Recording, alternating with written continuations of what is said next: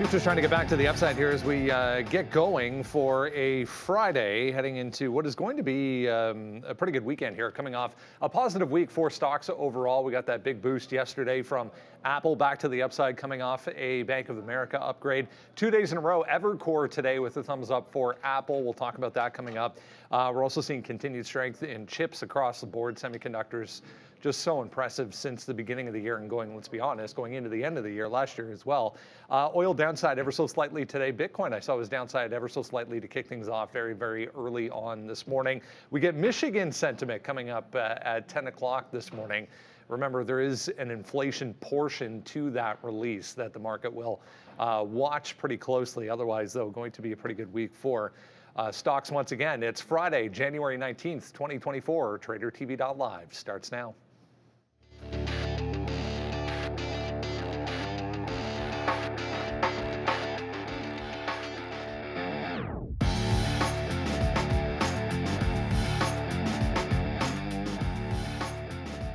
That is how the overall market is looking, the NASDAQ. We're actually way up here this morning, so gapping through most of what we dealt with over the past couple of days for range. S&P may be more important today because if you zoom out a little bit on this chart, I don't know if I can fit it in here. There we go.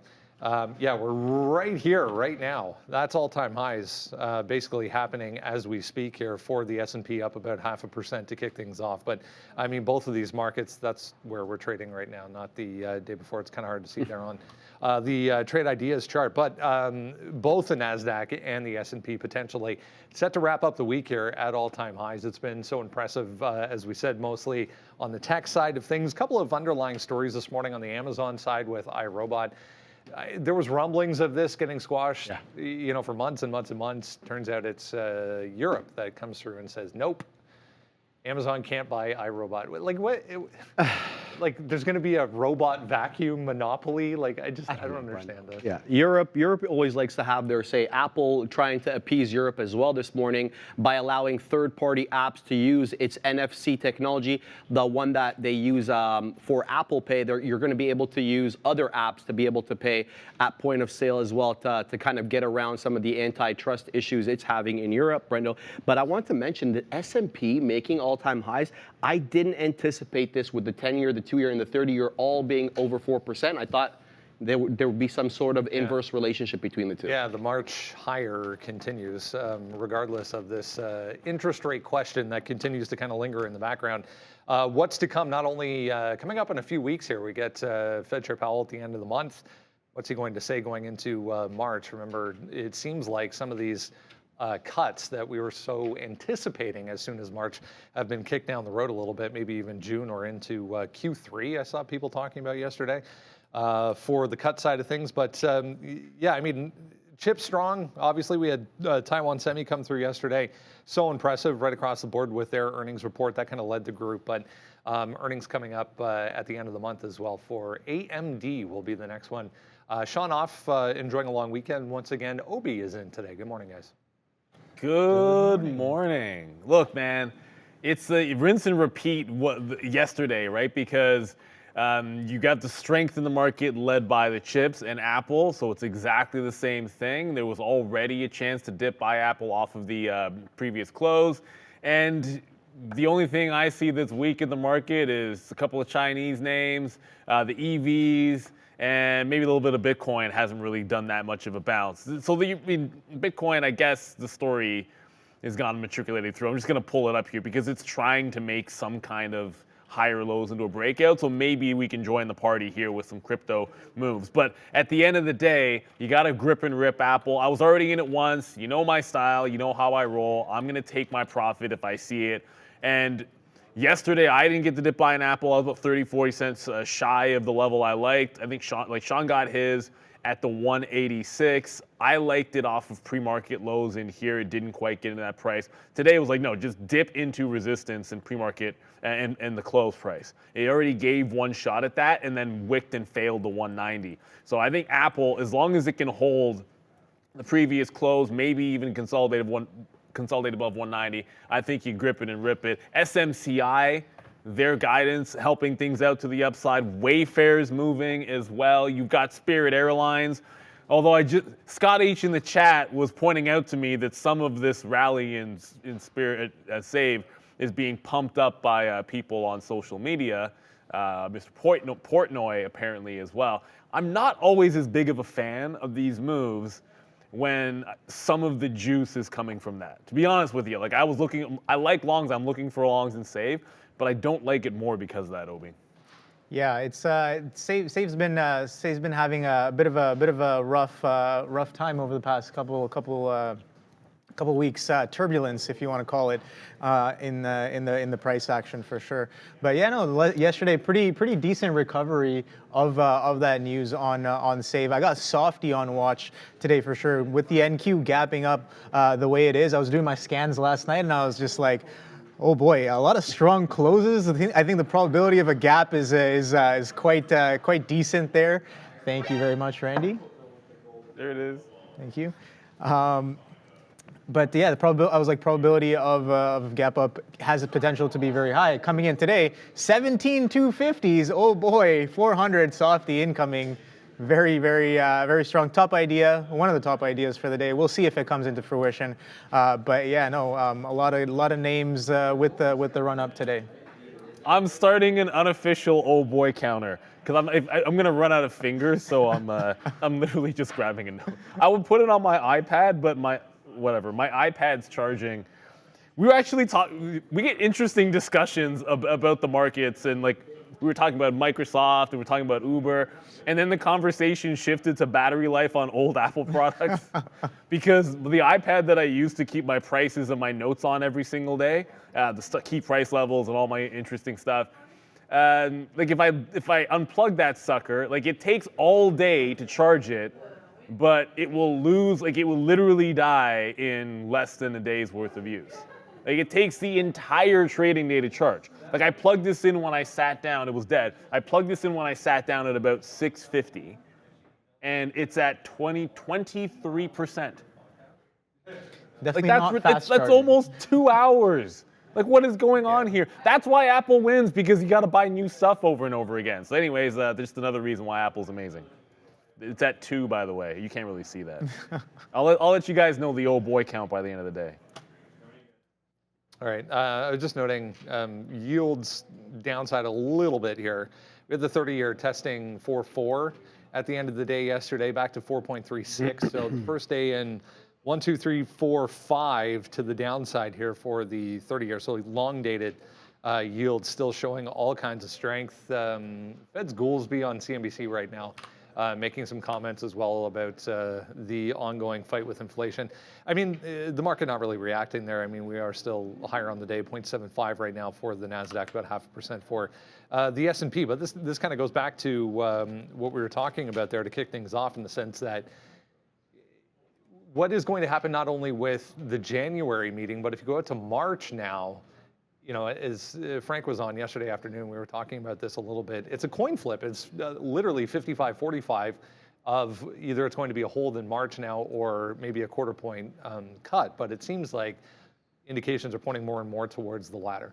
Yeah, and like you mentioned yesterday, it was 80% at one point for the chances that we get a cut in March. I think what you were talking to me about yesterday off camera, the GDP, the preliminary GDP numbers that we get next week, also going to be quite indicative of whether or not we get a soft landing. The soft landing will obviously factor into whether the Fed cuts earlier or waits into the Q3 or Q4s of this year. Goolsbee right now talking about that soft landing right now on CNBC, but terming it the golden path to inflation, so that, you know, we don't get that rocky landing, Brendo. You got to use new terms. You know, this like soft landing's overdone now. They all want a headline or something, or some quote.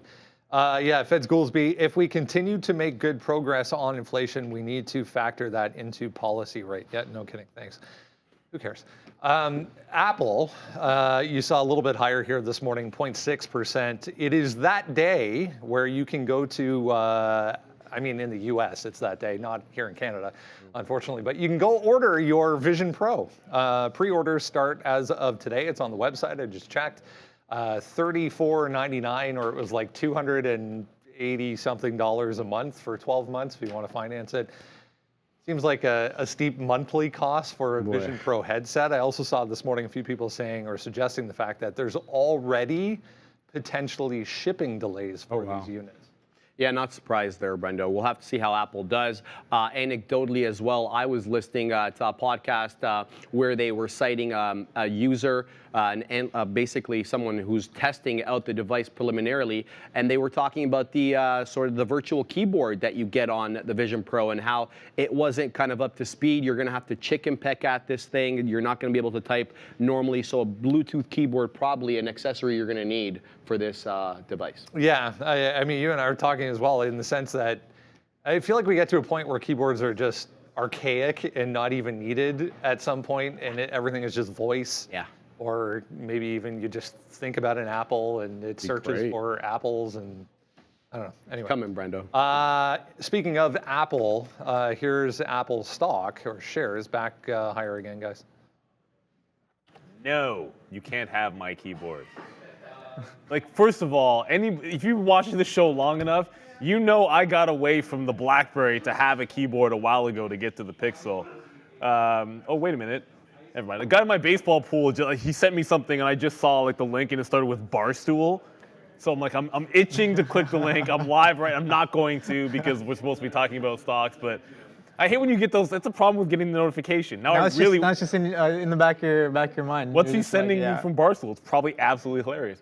But look, man, I love the keyboard, but I would argue that that's all probably already true for a lot of people. Like you really don't need. Look, we're trading. We're here every single day. You probably don't need the keyboard as much. Let's be real for a second. But at the end of the day.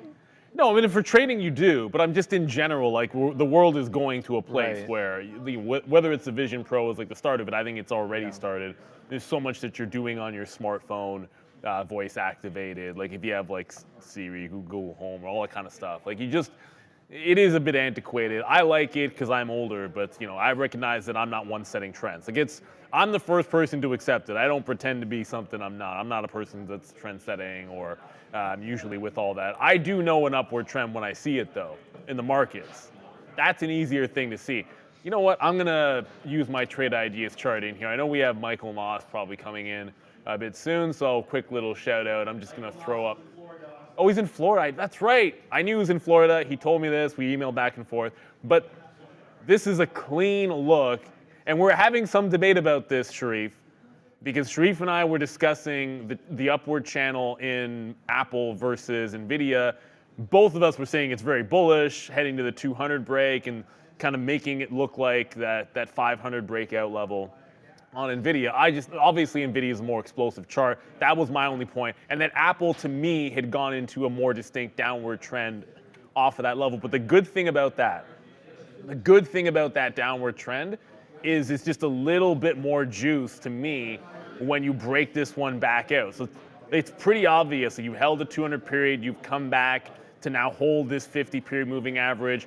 I think today is the day that you test, look for the break. And the reason I scalped out of that 188.60 long at 190 was because you're going to open at the 50 period moving average at that 90 level. So if you fail it, I want to take profits. If there's buyers above it, I think you've got room to 193, 194. Maybe that doesn't happen today, but I think that's the next step for Apple. The Vision Pro, regardless of how many people buy it or how many employees take advantage of this discount, I think it's all Apple employees are getting big discounts. They're all going to be using it in the office. It's going to eventually do well. It's not going to matter to the bottom line in the short run. Obviously, the watch ban was a bit of a good piece of news, but that really, to me, wasn't affecting that much either. At the end of the day, it's all just about the ecosystem and getting people into the services. The chart speaks for itself. It does need to hold above the 190, which is that 50 period. And then I would look for different longs. Like to me, it's yesterday's close. If you get the dip into yesterday's close, that's already worked once, but it's got to hold above that 50 period on the daily, which is the 190. If it does that, I think you start working longs above there. I know why I had this marked off in front of 193 and then 194. I don't remember why I liked 190, 190, so I'm getting rid of this altogether. I don't like having, even if I drew a line, like I know why this one's in there at 93. No idea why I like the resistance at 190, 190. So I'm gonna get rid of that. But Apple, I still think you have a shot for the dip and rip. We are coming back in a little bit right now. So just be patient off of the open. You never want to catch the falling knife. I'd rather join buying when you see it clearly. Yeah, I think it's had a pretty decent trend from yesterday as well. You can see kind of a strong pop in the pre-market and then a bit of a continuation going into today as well. But something I do want to note, Neil, is that January started off pretty red. Right, we kind of broke below the open, and then as of yesterday and today, we are going red to green on the month of January on the monthly candles here on a few names. I know the NQ did the same here, but yeah, Apple for sure potential for a red to green on the first month of the year. Again, ending off a strong year in 2023, and starting off, it would seem, with a strong January as well. Let's see if we can really come into fruition by the end of this month here on a green candle. All right, a couple things here. I want to mention Meta real quick. Check out the number 10, the episode 10 of the podcast coming out tomorrow morning. Sean and I were discussing this, Meta specifically, but this note from Mark Zuckerberg yesterday on the AI front. We'll get into this more coming up on the rundown as well. It's on the watch list today, but 350,000, you and I, Sharif, talked about this yesterday a little bit, 350,000 H100 GPUs by the end of 2024, and they already have 600,000 H100 equivalent GPUs. So, I mean, they're storing these in a closet somewhere, Really? or ready to deploy. I don't know. I mean, like that's huge. And they're not done, Brendo. They're going to add some more. The MI300, the AMD equivalent of the H100, they're going to be adding those to their data centers as well. Look, there's not too many people in this world that can hyperscale, like the Amazons, like the Metas, the Googles. So, you know, there's only a handful of companies in the world that are going to be able to buy these in the hundreds of thousands and the millions, Brendo. On that note, if you zoom out a little bit on Meta, this is a weekly chart. We're just now getting back to, I think we're actually through that, but what is that high? No, 384.30 it looks like, so almost there, but all-time high is coming into play here as well for Meta. Almost there is the right thing. It's such a significant level. I feel like when you test something like this, like the first time, I expect resistance. So when we get there, like I have like 85 in there, so that's what I'm thinking. So if it breaks 80s and gets to 85, my first thought is resistance there, especially when it's that big a deal on something like a weekly chart. But the point, when I see those order numbers and it's something along the lines of by the end of the year they will have made $9 billion worth of investments into their AI infrastructure, like come on, like $9 billion, that's great for NVIDIA, no questions about it. But NVIDIA reports on the 21st, always near the end of the cycle. So by then, Meta will have reported. You're going to have all the other big tech names, as Sharif mentioned, that are all hyperscalers that are going to have reported. They're all going to talk about how much they've invested and all the billions of dollars that have gone into these AI investments, which is all going to just be further fuel into the fire for the NVIDIAs and the SMCIs of the world. And then you get like NVIDIA reporting after all those guys. I'm starting to think like the optimal thing here is everyone's going to say all the right stuff about AI. They're all going to run, and then they're going to have their earnings where they reiterate all that kind of stuff. And then by the time you get to the 21st, NVIDIA on all of that juice is going to have made another like 15, 20%, and then it's going to be a sell the news event for NVIDIA's earnings because they're getting power off of all of their customers essentially saying how great everything is. So I have some concern now when I see this reaction that what could happen on the 21st for NVIDIA, because their numbers are always going to be like really like eye-popping. But if you've run into it because all their customers have told you how much they're buying going into the 21st, then that just creates more of a sell the news type of event for NVIDIA. But as far as Meta goes, that 385, if we get there today, it's such a massive level on the weekly. Like Microsoft 400 looks like a clean-ish break. Meta 385 looks like a short to me, just based on that massive level on the weekly. Yeah, no, there's some definitely some decent levels to watch out for as a lot of these tickers are pushing 52-week highs, all-time highs, as well. Again, NVIDIA kind of continuing to push towards fresh all-time highs as well. That's 600 potential incoming here. But again, with a strong market tailwind, we definitely have some levels kind of across the board on these large caps to watch out for. NVIDIA, Meta, Microsoft. Apple's a little far from that 200, but we might have to wait a little more for that one, but we shall see today. Like we're just talking about, hey Obi, we were just talking about these Bitcoin ETFs. I just saw BlackRock's Bitcoin ETF, the first to cross 1 billion in assets managed. So IBIT, we're also talking about this a little bit on the podcast coming out tomorrow morning. Fidelity, the other one that has gained the most since inception. I mean, this has been a week, and it's crazy how much these things are picking up. But everyone, it seems like, selling Grayscale, which makes sense. Yeah. With the fee structure and going into some of these other ones that are a little bit cheaper. And like I was just telling you, I feel bad for Grayscale because they ended up winning the lawsuit that precipitated this whole ETF thing. Guys, $2.9 billion has flowed in to these 11 spot ETFs, of which $1 billion went to BlackRock, Brendo. I don't have the data on Fidelity. I'm sure it's right up there, but you know, a lot of talk about which one of these 11 is actually going to be able to last out of the year. Yeah. Well, that was quick anyways for them, so let's see. I saw yesterday as well, they were still top of the volume list for that group. So let's get some analyst moves here. Adara has upgrades and downgrades for us. DraftKings after a strong day yesterday, getting an upgrade here from Stifel. 5 are getting upgraded by Goldman Sachs. TSMC after those earnings and that semiconductor rally yesterday, here getting an upgrade from Needham. And last but not least for upgrades, Evercore ISI upgrading IBM. IBM earnings coming up next week, so definitely need to keep an eye out for. Hertz getting a downgrade from Jefferies Financial. To kick off the downgrades here, Discover, after having earnings earlier this week, getting a downgrade from HSBC Securities. Cummins getting a downgrade from BofA Securities. And Duolingo getting downgraded by Goldman Sachs. Goldman Sachs also downgrading Coursera, so sort of a training app downgrade spree here for Goldman Sachs, guys. AI crushes everybody, especially those, I mean, the Coursera, which probably great products. I mean, my wife's used them. I've actually used them once. But at the end of the day, AI is taking an aim at everybody. I think the name that most of you outside of DraftKings, most of the viewers are going to be interested in is what made the big run in the afternoon was TSM yesterday. Like the double bottom this stock put in on what was a huge gap up on earnings and a guide that I think everyone was happy with, at least the market was happy with it, obviously. So you get that double bottom. What's more enticing is the fact that you've now, like you broke out and you're looking to consolidate above on the daily. So 111 is in the rear view, that top. We don't have to worry about that anymore.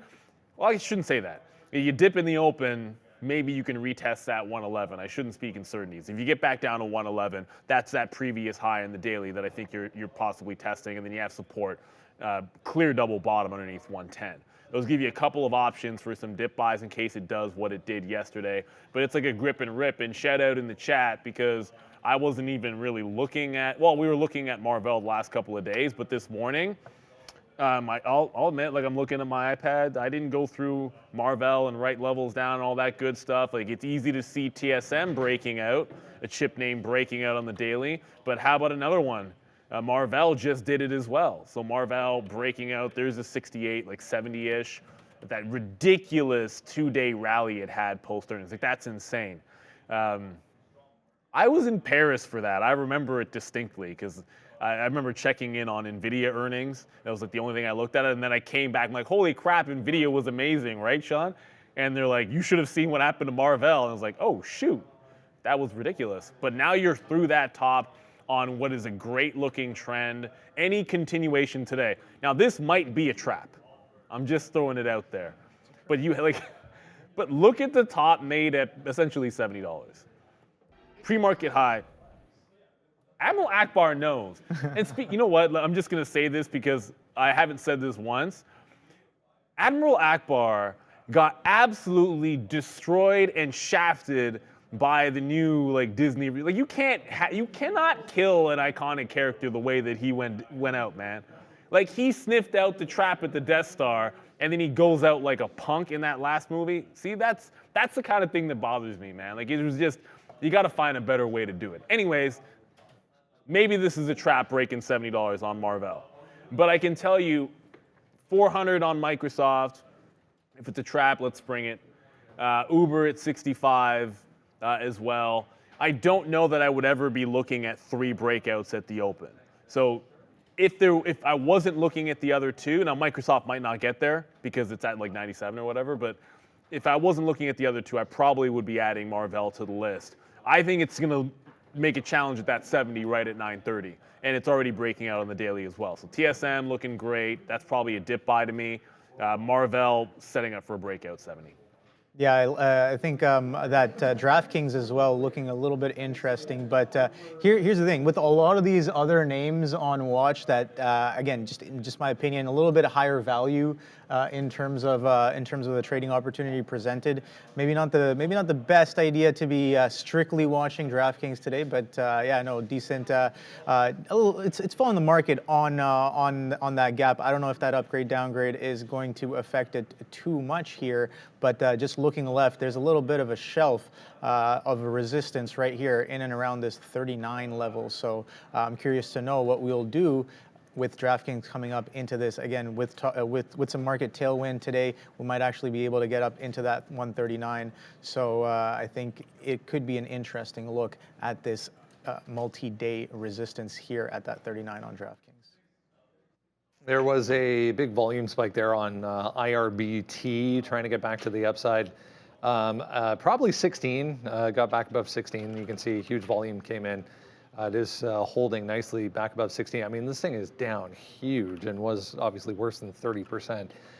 Coming on the back of this note this morning, if you missed it, Europe, the EU, not going to allow Amazon to complete this $1.7 billion deal for iRobot. And I mean, it seems like this has been coming. If you look at the daily chart, obviously the market thought this was coming at some point. It was trading at 38 bucks, now all the way back to 16, crazy. Yeah, and that candle that you were showing there, that was last Wednesday when it dropped 20%, guys.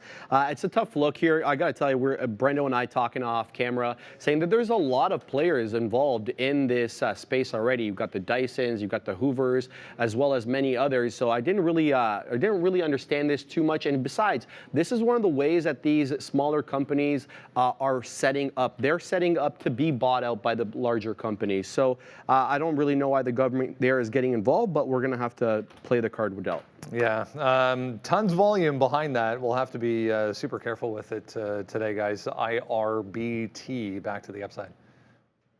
So I was talking with Obi here. The frustrating thing about IRBT is it might have already given you the best trade. We'll see. I mean, you never know. Like, it's down 30%. There's obviously a monster gap. Like, I was looking at a weekly chart. I just pulled up a weekly chart to do this. So I was like, oh, well, let me try to show you guys the last time it was at prices like these. You got to even go further back, because that's 2017. So they've been around, which I actually didn't realize they've been around since like 05 in the market. So you've got to go at least a decade. I think you're going back a decade to get to these prices. And at the end of the day, when something gaps like this, there's still, even if the deal doesn't happen, there's still a company here. I think the 15 level was probably it. There was 15. It dipped into 14.5. It then broke out 15. These are dark pool wicks. It put in a higher low at 15.25, and now you're seeing it break out. So I do feel like there's probably some relief rally aspect that could be left in this, but I know the level I would have liked is down at that 15, and maybe that 15.25, the higher low that it put in. You're now almost 10% away from it. So I think I have to be very patient. You've got a flat top breakout that I don't like taking a shot at that when it's already made that kind of a move. If I'm even remotely thinking about shorting this stock, you have to, like, there's literally no levels to work off of if you're trying to short it, which is generally my style. So if it's going to pop, all I can think about is look for a curl at a big even dollar like a 19 or an 18 or a 20, or just read the tape, look for it to make some kind of a distinct lower high into too parabolic of a move. Otherwise, I'm just looking for the relief rally long. It's going to be SSR today because it's down 31%. Like there's no chance by the open this thing is going to be less than 10% down. So it's going to be short sell restricted. And when I see that, I'm looking for a bottom to go off of. I just don't think we get a shot at the 15 again. If we do, I might take a shot on iRobot. It's frustrating, but you would have had to take that trade at like 7:30. Generally speaking, there's not much liquidity then anyways. Yeah, I didn't realize that iRobot has been trading for so long here. So I pulled up the day chart, kind of looking left here, just to define some levels to the downside if we are kind of going to come in. But again, these levels have not been printed since 2010 in and around this 14 level. And yeah, as Neil pointed out, 14 halves held in the pre-market, and that's kind of the level right here in and around this area. A bit of a double bottom here, support that we're pushing up into from 2010 and 2013 in and around this 16 halves. So yeah, it'll definitely be interesting to see what iRobot does with a bit of an overreaction. Sure, it's catalyst driven, but in terms of price reaction, we were talking about reversions yesterday, and yeah, a little bit of an overreaction. Let's see. It's already done about a 30% reversion from its lows. Now I don't really keep stats on these as adamantly as I used to, but a strong gap down. Last I checked a couple of years ago, I think it was if something gapped down more than 25 to 30% off the lows, more often than not, more than 70% of the time, you'd get at least a 20% retracement. We've done 30% already. That's what I'm saying. It might have already happened. Yeah. All right, let's get into everything else you need to know here as we head towards the open on Friday morning. As always, Sharif's going to kick it off with a look at the futures. We closed above 4,800 yesterday, guys. 4,811 exactly. Look where we are. We are at these highs that we've been touching since the end of December and earlier this month. We haven't been able to break decisively through that 48 and a third level on the ES March contract. Let's say this. Let's say 48 and a quarter to the downside here, possibly as support, and then the overnight high, 48.41. Let's see if we can break that. 2 positive weeks in a row to come, possibly here for the overall market. If you haven't done so, grab the watch list, because why not? It's free every single day from us to you. Use that QR code. It'll take you right to the page. Enter your email address, and then it just shows up. Look at this weekly chart for NVIDIA. Yeah, I mean, you were just mentioning, we were talking about $500 like an hour ago, it feels like. Now it's $600 for NVIDIA, and more to come. So yeah, 2 monster weeks in a row here to the upside. I mean, there's no real additional or significant news around these today, but you can't not talk about semiconductor. You can't. I mean, especially with what AMD's been doing now, NVIDIA taking the day over. Also, SMCI, super microcomputer, coming out preliminarily and saying that their results are going to be way higher than expected. They're up about 12 or 13% right now, basically almost 1.5 timing their net sales forecast for Q2 of this year. Guys, this one is already up 9.5% this year. It was well over 300% last year. Even the SMH, if you want to look at the ETF here, if you go back to yesterday, monster volume day yesterday as we took out not only that last high, but 180 coming into play as well. So I think there is kind of a catalyst for the chips. Like the story from Zuckerberg about how much they're spending, I think that's a little bit of a catalyst. But really, the catalyst was yesterday TSM, and then of course SMCI today, which we'll get to in a quick little second. NVIDIA, it just seems like it wants that 600. I think it's a long into earnings, and then for reasons given earlier, I think earnings could be a little bit of a sell event, and I want to respect that. There's no obvious breakout level on NVIDIA today. But if you kind of, you don't have to squint very hard to look at yesterday's high. Sometimes I like the previous close, but yesterday's high is like the 575. You're underneath 580. So like if you think every $5 in NVIDIA, that gives you a dip in a previous resistance, which it might not have worked yesterday in a much bigger sell-off. And I remember in the midst of that dip to the downside yesterday in both AMD and NVIDIA, they were gapped up because Taiwan Semiconductor was gapped up. And TSM was in the process of making and finding a bottom after that gap to the upside. Once it did, you saw the semis go. So I think if I'm looking at this today and looking for that dip buy at 575, I do want to have your eyes on SMCI and its reaction and its price action. Because if this falls down and starts to get back into these previous tops like 30, 34, 35 and makes a bid and starts to go, its spread right now is $1. But you might have some good places to buy AMD and NVIDIA on dips that might not be showing up in your charts. So if this is the reason that we're gapping up, SMCI's strong guidance, that stock finds a bottom and starts trending up, I think you're going to be able to catch a lot of waves off of that as well. So whether that's Marvell breaking out, whether that's 575 NVIDIA, I think you just sort of pick your poison. But yesterday I wasn't paying enough attention to what was going on in TSM as AMD was dipping. Today I'll have my eyeballs on CMSI when that's the case. Yeah, strong chips indeed. And observing the action on AMD for the past couple of days, I've been noticing that the dips keep on getting bought quite aggressively. A bit of a sell-off day yesterday, some profit taking, understandable. But you get into the previous couple days range on the week, and you bid right back up, and we're pretty much right there once again. So very, very strong on the day. TSM, of course, day 2 earnings today. So definitely have this on watch. A little bit of consolidation levels from yesterday, pretty tight, and then a strong close into the end of the day. They're holding that action in the after hours as well, holding those levels in the pre-market today as well. So that above that 112, I think TSM definitely has some room to the upside through this 115 as well, with market tailwind, of course. And NVIDIA, we talked about kind of pushing fresh highs almost every day now after we broke through that 500 consolidation area a couple weeks ago in the beginning of January right here, and we've only been kind of trending up since. So that 600 potentially incoming, only about 20 points away as we're testing that 580. But these pre-market highs and some of this consolidation from earlier on in the week, we've been pretty strong on the week. Curious to know whether we make a little bit of a top wick or we just continue blasting a little bit of a squeeze going into the end of the month. We shall see. GPUs. Yeah. All right, Meta up next here, as we said, pretty impressive.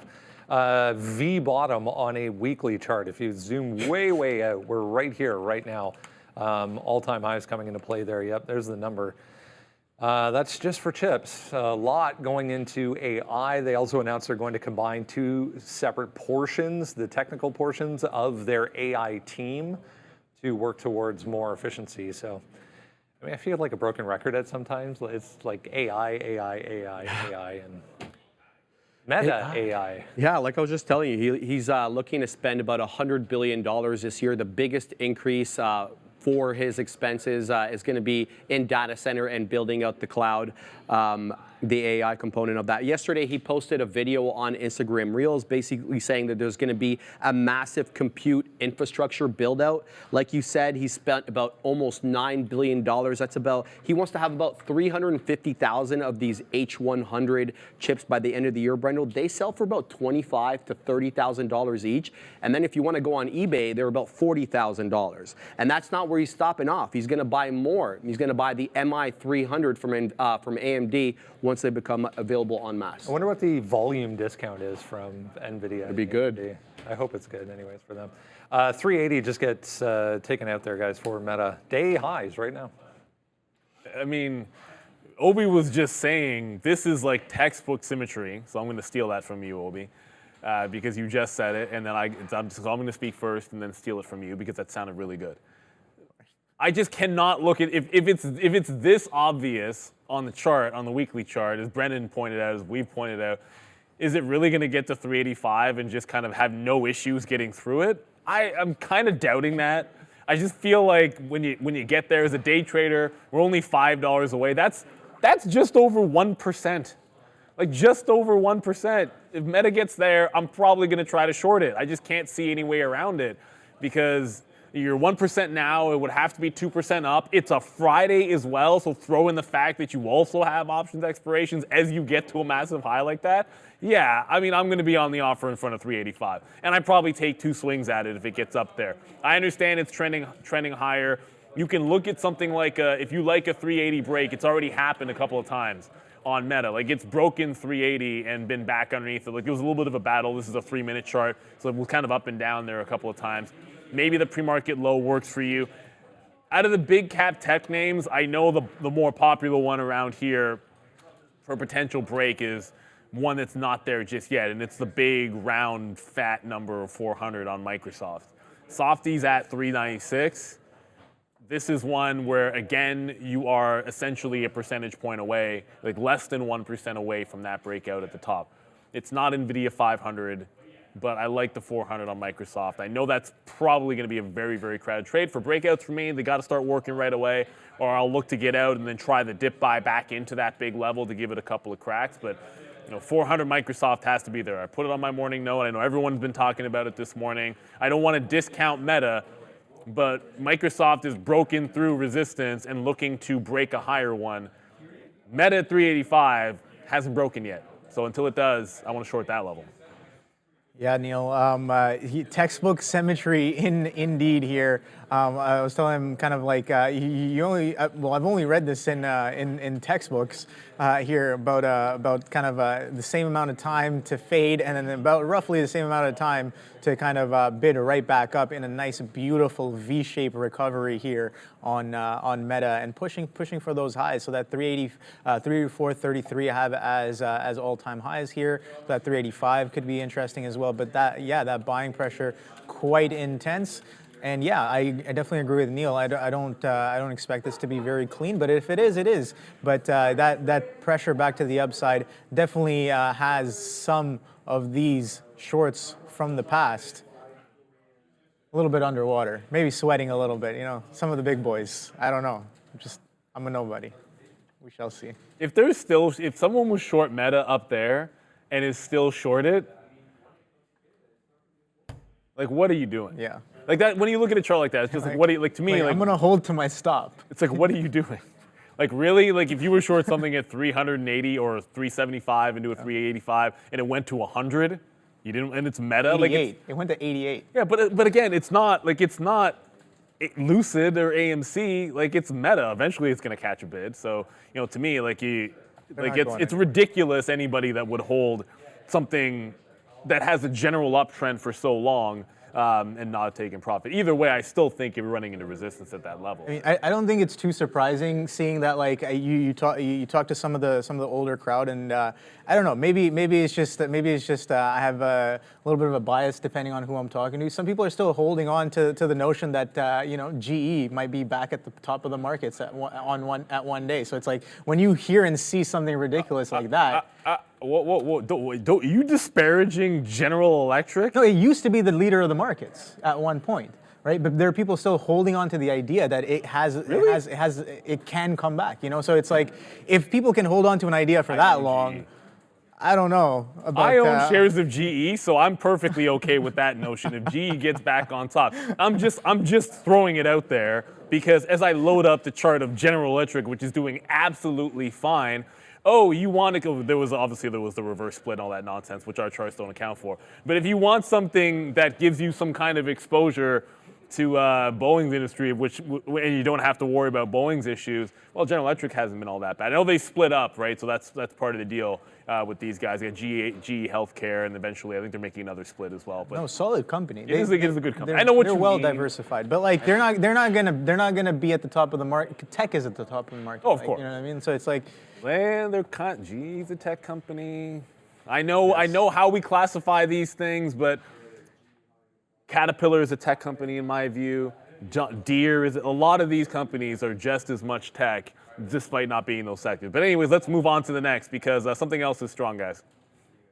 Apple would be what that is. Again today, back to the upside here again. Day number 1 of pre-orders in the US for the Vision Pro headset.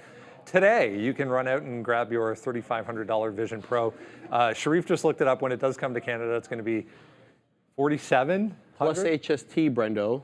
And in this province, HST, that's a tax, 13%. So you're looking at well over $5,000 there. I mean, nope. But anyway, it's going to be the end of the month. I read another note this morning that said there's already potentially going to be shipping delays on the first batch for the Vision Pro. Yeah, we'll have to wait and see, who adopts this. Probably developers and then early adopters and stuff like that. I'm sure, the second gen, third gen are all going to improve and they're going to drop in price as well. The other little tidbit today for Apple is over in the EU, they're going to be allowing third-party apps to use its NFC for payment at point-of-sale terminals. Brenda. Nice look past couple of days here for Apple back to the upside. Off that 180 was a good spot, guys. Oh, yeah, the 180 on Apple. We're not seeing the 180 again, but there you got a great double bottom, and wish that wick was real because then we'd all be really rich. You're not getting 125. But that's 180 the first time, and we didn't really tag it exactly, but you pretty much got to the 180 again. You had the nice little dip in yesterday. Today, dip into previous close. I did take it and already scalped out, but I showed you the 50 period at 190. The 190 level hasn't been retaken yet. And in the open market, in the pre-market, you've been above it. You were above it multiple times in the pre-market. But on the dip, there was one big candle wick and somebody dumped it off. It bounced exactly off the previous close price. So it's an absolute gift in that situation. 188.63 is the previous close. It bounced at 188.63. The second somebody holds that bid in the pre-market, that's an easy long, got 20 cents above, and it just shot right back. Like it's, again, if you have to have level 2 up and you have to be watching that stock and all that good stuff, but if you see it happen, it's not that difficult to trade, but it immediately rejected 190. So I'm not reloading, I'm not getting back into this until the open. If we hold that same level at the open, I'll go for it. If it fails underneath, I don't want to wait for 186, but patience would suggest that could be the better level to pick up the dip buy. If we're not going to hold on to the previous close, you got a bunch in the ether here on Apple. I was never thinking short 190, so I'm just going to throw that out. I was never thinking the short here in Apple. I have some short ideas for Meta and Affirm every single day on like Affirm, which I might as well say now because Affirm's not on there. The only way I want short Affirm after the bottom it made, there's the 41 level, and if it breaks out at 41, I'm waiting till it gets to and above the 42. So yesterday, Affirm, that was the level I shorted yesterday. I don't think I would want to do anything different. It's still in the midst of its pullback, but what's happening, like where it's bottoming now, just to jump from stock to stock here, where Affirm is bottoming now is right at this previous peak, 2022 in August. So you had that. There was a little bit of a consolidation here before it made it to 50. Were it to bounce here, that would make some logical sense. So I'm starting to get a little bit more conservative. If it gets to 41, I take a shot there. If it breaks that, you got to be thinking about those previous highs. As far as Apple goes, I'll be very patient. Already had the bounce once. Don't need to gamble it again at the open. Wait for it to set up off the previous close. Yeah, I'm looking at the weekly chart here on Apple, and a bit of a decent distinctive bid over the past 3 weeks over this 180. You can see that every week, kind of a week low shows up at that 180, and we keep bidding back up. Maybe potential for a bit of a gap fill up into 192s as well. But yeah, market tailwind indicative today for that continuation back up, but you can see how strong of a week that we're having today. Again, third week of January, and yeah, a little bit of an interesting third Friday of the month as well, right, Neil? So definitely some interesting price action in store for us today. So you guys probably I think Fabian managed to get that, and one of the traders brought their kids in, so I was a little distracted because all of a sudden we're sitting there, and as you were talking, I heard obviously a little voice talking. I'm like, wait a minute, we don't have any traders that sound like that, so that's why I was turning my head. I guess they're probably gone to the algo room right now, so I can't steal them on camera, but it's just one of our traders that trades in the algo room brought his 2 kids in there. I wish I started trading that early. Damn. You could, imagine the things you can pick up. Imagine you started investing when you're like 8 years old. That's the key. That's the real key, investing at 8. Like when you have a kid, the first thing you do is set up that education account, buy the market, hold the market, and then their education is paid for. Yep. I'll tell you that, I'll be straight up. The Biden administration just did a bunch of student debt forgiveness. I worked to pay for some of my university. But after I was able to pay for my first year, my dad was like, "You're not paying anymore. It's covered. We opened an account when you were a kid, when you're really young, so it's covered." Now I didn't know that until I'd already worked a few summers and was like paying for first year. But That's if you can do that for your kids, man. Invest early. That's like I suggest that to everybody. Let's get back to the desk because, oh come on, you got to say Wayfair's got just what you need. Yeah, layoffs, not only for W, but some Macy's as well, with, I think it was 3,200. Not nothing for Macy's. But Wayfair, a little more interesting this morning because of the short side of things. The short percent still in the 20s at last I saw. So we're actually gapping up to here right now. Bounced off 50 yesterday and the day before a couple of times. But yeah, 1,650 employees being let go for Wayfair. Yeah, 13% of their employees, not a small amount. 19% of their corporate team, the corporate team, they're going to focus a lot on middle management to cut there. Brendo, this is the third time they've cut employees since 2022. Since that time, it saved them about $280 million off their balance sheet. And I have to say, all the experiences I've had specifically with their customer service have been great. There you go. Like, if you want to return something, I think it was like a lamp or a lamp shade or something we were trying to return. They didn't even make us send it. They just sent us another one and like it was great. So now we have two. One's broken, but whatever. Yeah, it looks pretty good here, guys, this morning for Wayfair. I can't speak to their customer service, but I'll trust Brendan because I know. Yeah, I'll trust you on that one. But I care. Look, the 24% short float is what wakes me up about Wayfair. Like just 24% short float. You've been making a bit of a turn. Let me just get the daily chart up for you guys. Why am I looking at it and not showing it to you? The fact that you've been making, oops, zoomed out too far. The fact that you've been making a bit of a turn here, it's been kind of nasty and you got this higher low, but now you've gapped above the 50 and the 200 period, which are literally overlapped, and you're breaking out this little channel here. I mean, come on, this doesn't have room to squeeze it till 62. I think it's got room to 62 here today. Like 60 is a nice psychological level.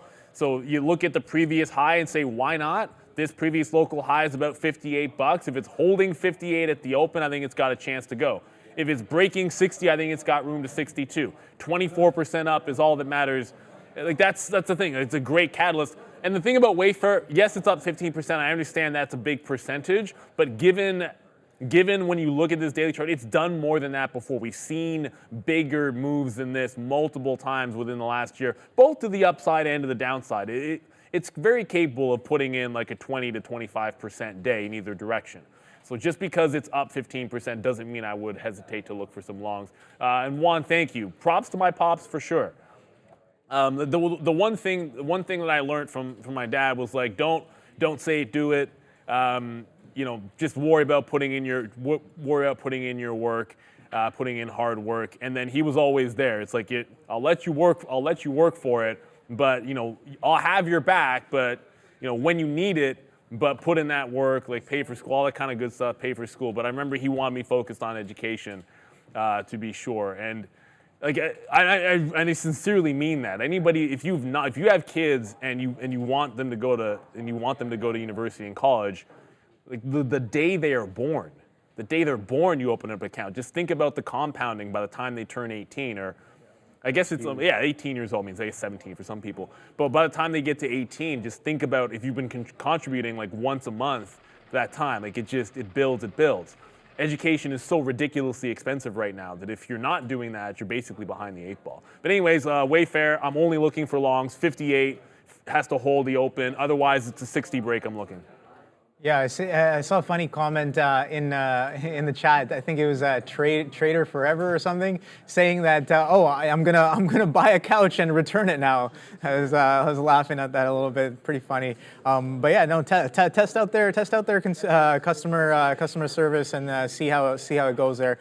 But yeah, one name that I guess I didn't have on my watch, but definitely now I do. It's doing about over 40 RVOL in the pre-market right here on that snap up again, cutting some workforce and catching a nice almost 10-point bid from 50s to 60s going into the end of the week here. But yeah, let's see if we can hold above this consolidation 56, 57 for a continuation move, or is this move a little too hot to handle in terms of the balance there? Maybe we get a little bit of a reversion back down into some of these prior support levels. Let's see support, resistance, support turn to resistance, and then now we're blasting back through. Let's see if that support kind of comes back into play, 157s or even 154s here on Wayfair. But if we continue to the upside, that 60 looks really nice.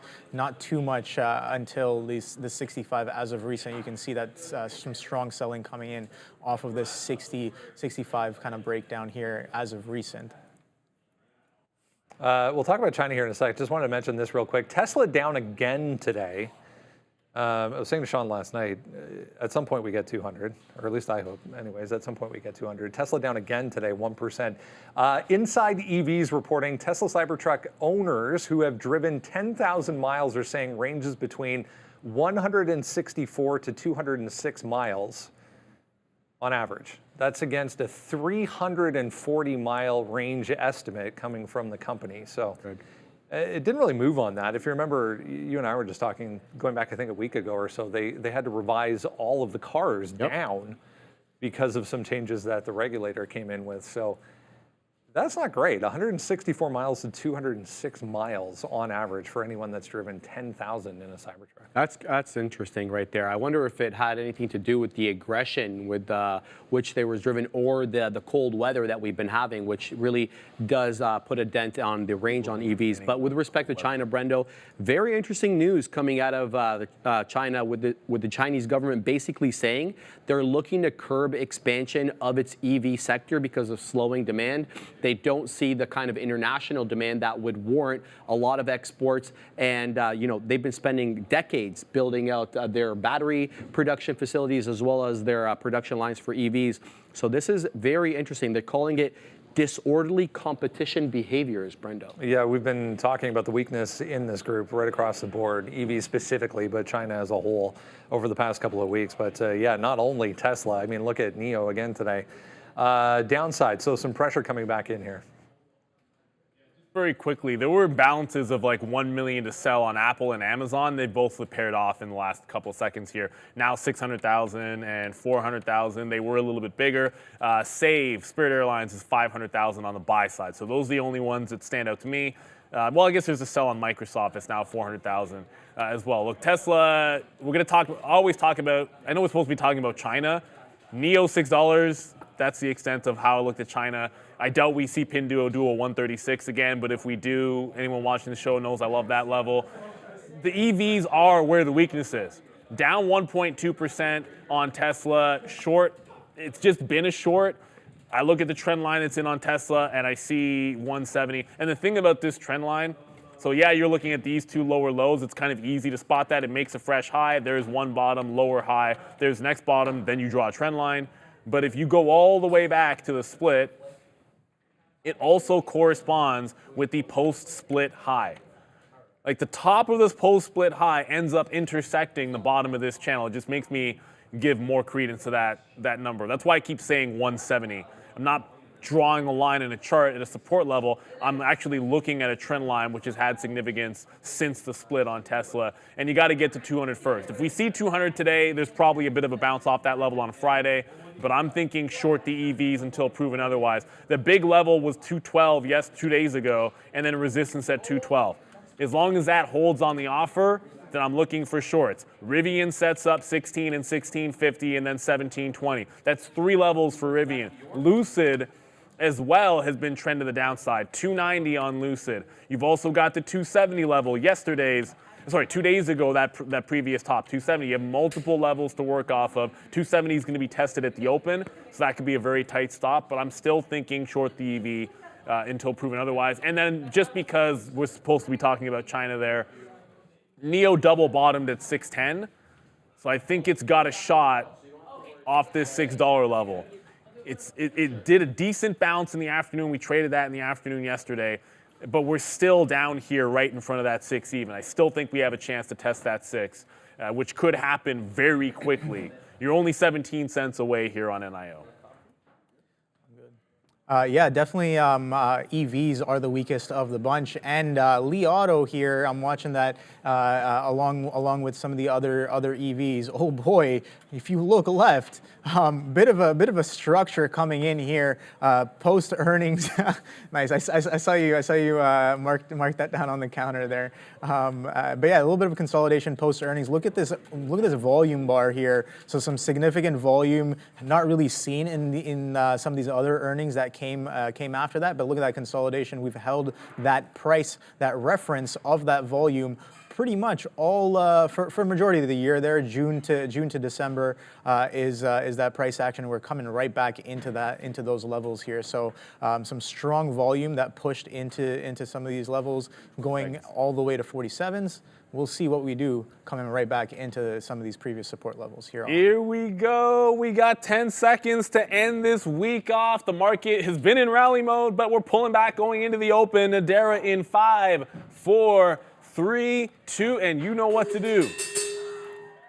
So we mentioned this right away. Apple could be retesting previous close. NEO at the $6 level, possibly going to come into play. Ooh, Apple already bouncing decently. So I want to see it. Again, it did hold. I elected not to reload. I already made that trade once. Either it holds 190 or we get a retest of that bottom. Lucid, oh, for the love of Lucid. You've got to be, it did it again.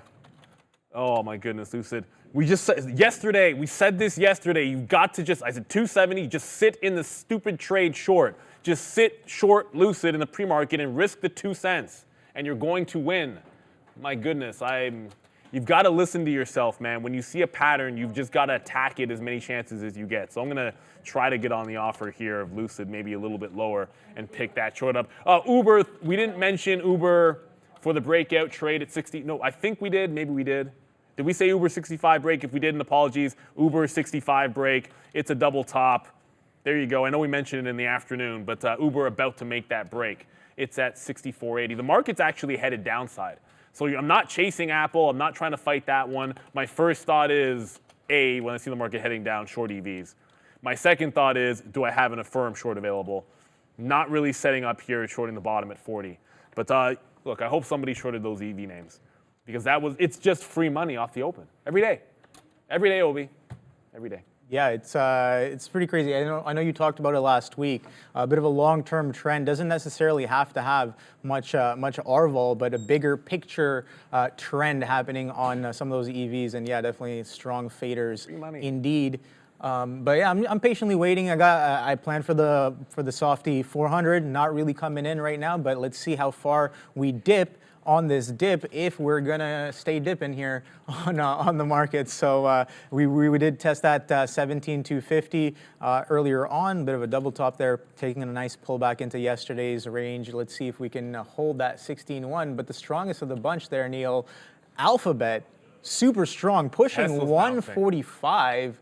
And yeah, Tesla's bouncing apparently. So remember I said watch out for SMCI. If that's dipping, be very patient with any chips. SMCI just put in a hammer candle to the downside and is now getting back above that low. So now that I see that, you can start to think about some of the other longs. If it's going to hold that bottom, I only want to be taking some of them if they're bouncing. Marvell, no chance at a breakout at 70, but this is a super strong stock on the daily that back into this level, 68.5. I do like it. So I'm going to get on the bid of Marvell in front of that 68.50 level, see if we can't pick it up. I'm still looking for a short to pop on Lucid, but you got to pay attention to Tesla here.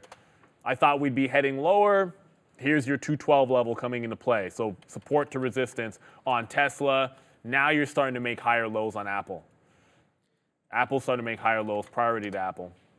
Yeah, Apple just held that bottom one more time. It's looking to put in a higher low as we speak. If it can do that, then I go for some longs a little bit higher than that previous close price.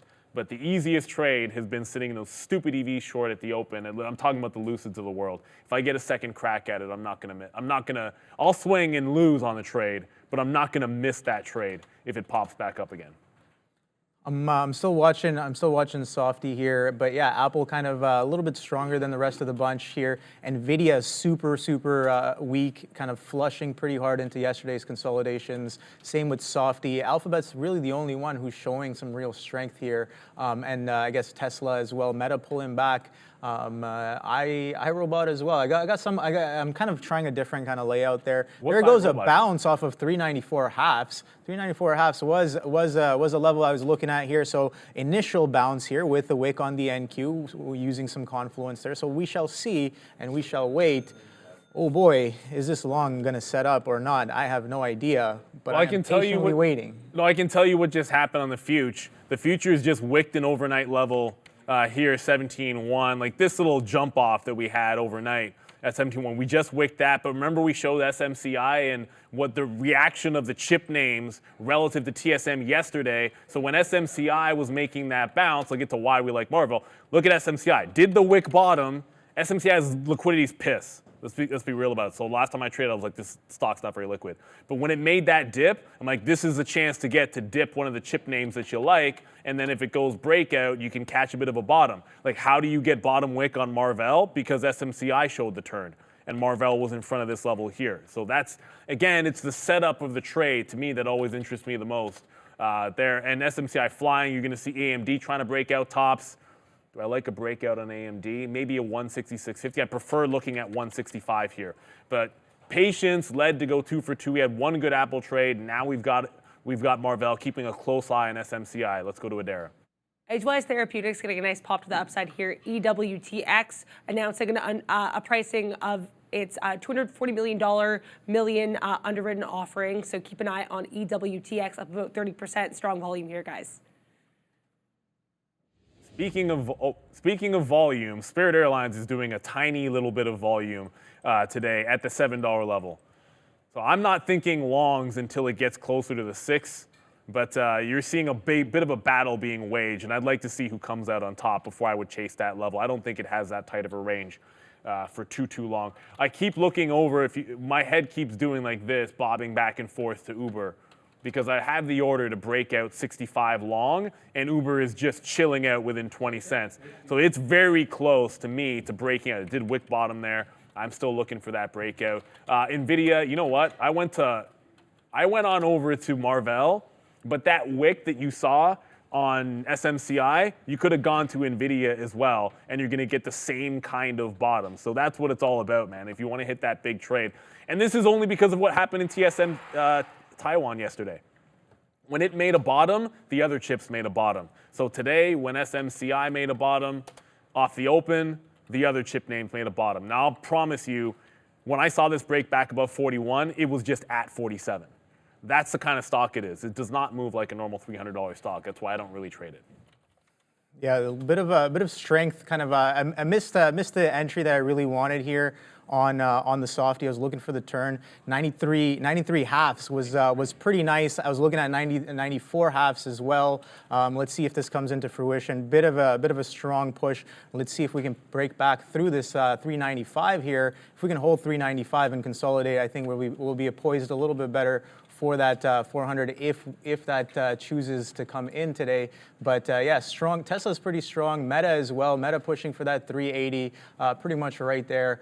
Apple not really doing anything, but yeah, strong wick on the 15-minute here on softy with about 7 minutes left to go. Let's see what we do with this 395 here. I'm looking for a push right back up into that 397. Let's see whether or not that comes into place. I also have Uber on watch. Uber, that 65, definitely very interesting as well. But doesn't seem like it's really getting anywhere right now, as it's just consolidating pretty much within a 30-penny range in and around that 65 area here on Uber. To be honest, like Uber is a very frustrating stock right now because I've been staring at it for so long to make that break. I just took a dip buy in AMD.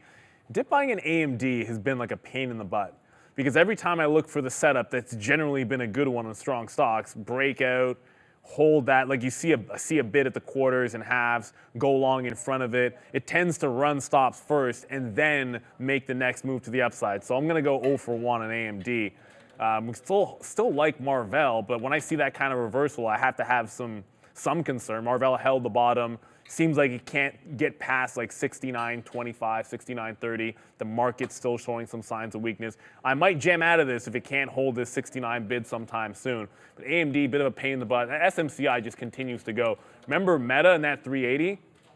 Well, to get to 385, it actually has to, I mean, it has to get to 385 to short it. So there is a long possibility into that level. I'm sitting here staring at the breakout on Uber because that was the first breakout I liked. But the 380 on Meta was just, it's already given it to you. So this is going to stair step to the upside. I don't want to ignore it. If I think it can get to 385 for short, it has to get there first. If it takes the stairs up, look for that 380 entry point. So we only have one long right now, and we do like the chip, at least a couple of chip names to the upside. I promise you, at some point, if Lucid gets down 5 or 10%, if Lucid gets through 250 and I haven't shorted it once, then I've really failed today because I should be sitting in this. I might try to take it here, 62 to like 65, because that's the next available setup. Yeah, Uber kind of pushing right back in. I thought it would kind of go there for a second, but NVIDIA as well, decent bottom wick here. There's some pressure through the 395. Let's see if we finally hold right now. We looked like we were kind of coming back in, but this looks like a little bit more of consolidation here. So again, I wrote down in my plan, I don't have to be the first one there, but I do want to try and get involved in the move if it's going to happen. If it's not, that's perfectly fine as well. We'll get back to it if and when it does set up here. But the SPY looking a little bit weaker here as 477 comes in off of that 480 kind of interesting as well. We haven't really been able to push through that with any sort of distinction over the past couple of weeks. So I do have that on watch as well. But yeah, Softy still hanging around here. NQ wicking. But before that, we're going to pass it over to the desk with Adara. Not seeing any news on this one right now. This is a penny stock here. CRGE, Charge Enterprises, making a really nice move to the upside, popping off right on open. A little bit of talk on this in social media. If I see anything, I will let you know. But CRGE, very strong right now, guys. Well, we've got another position on. It's not Uber breaking out. Of course, it's not Uber breaking out. Why would it be Uber breaking? It's just not going to make that break. But it's NEO. NEO at the open. Look at the flush. So the EV names flushed at the open. Oh, wow, I'm shocked. At 9:30, they were selling all of the EV names. So it bounced off of 593. I should check 94. My stop's at 93. And then it came back into 6 even. Creatively enough, you know what I did? Long at 6, stopped to the low of the day, looking for a push back into VWAP. I like the $6 level. We said we'd take a shot at it. So this is the first salvo into this bad boy. It doesn't mean it has to work, but that's a trade setup I'm going to like. Like you put in the failed break of 6, and then you put in the higher low. I'm going to take that retracement trade almost every single time. Shout out to anybody that bought the dip in iRobot. I didn't. But I'm already making some higher lows. I don't know if this is going to set me up for a trade, but it is still grinding higher. So shout out to anyone that's watching that name. We try to cover everything, but you've got to focus on what you're trading at the open because it will be volatile. So I see that 610 there. I'll respect the range that I see, get a couple of outs in front of 610, then hopefully we can get to the high of the day. Tesla, by the way, chewing through that 212. Suddenly Tesla looks a little bit strong. This is a little different than what we've seen recently.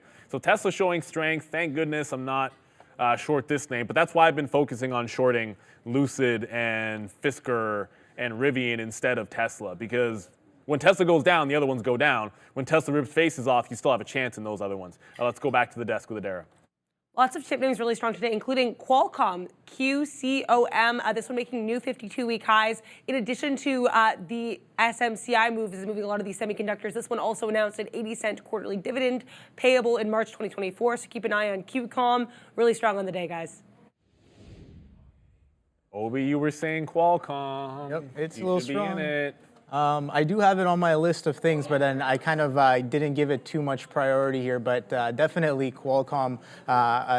Again, doing the scans at night, I was like, oh damn, Qualcomm looking hella strong here.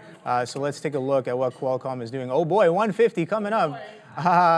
Okay, all right. So yeah, let me just pull that up here. We'll let Uber cook a little bit. I did get stopped out of my softy, and then we held the 394s. I was like, not without me. I'm getting right back in. When that 394 halves holds, I push right back in. Let's see if that 395 holds now this time around. Tried it once, tried it twice. Maybe the third time will be a charm, but we shall see. With the market kind of pushing right back up through that 17.2, let's see if we can catch a little bit of a bid here. Meta super strong as well. Tesla super strong. Let's take a look at some of these other names as well. Alphabet, oh boy, 146 incoming here. So a bit of a continuation off of yesterday's strength there. I was watching that 143, kind of an interesting level, interesting area, and we're getting a strong continuation of that bid from yesterday, and then NQ kind of following along in step.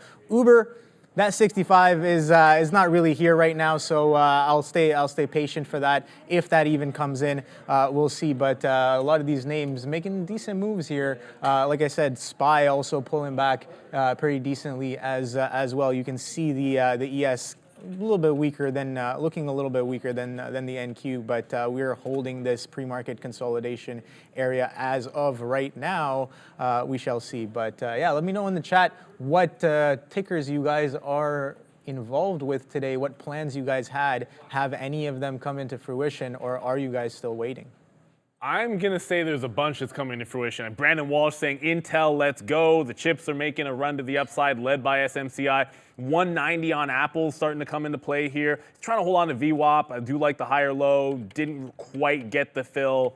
Like the dip into 188.75. Didn't quite get that. I'm looking for now the 189 to catch a dip. Marvell's working. $0.50 already on that one. Neo is...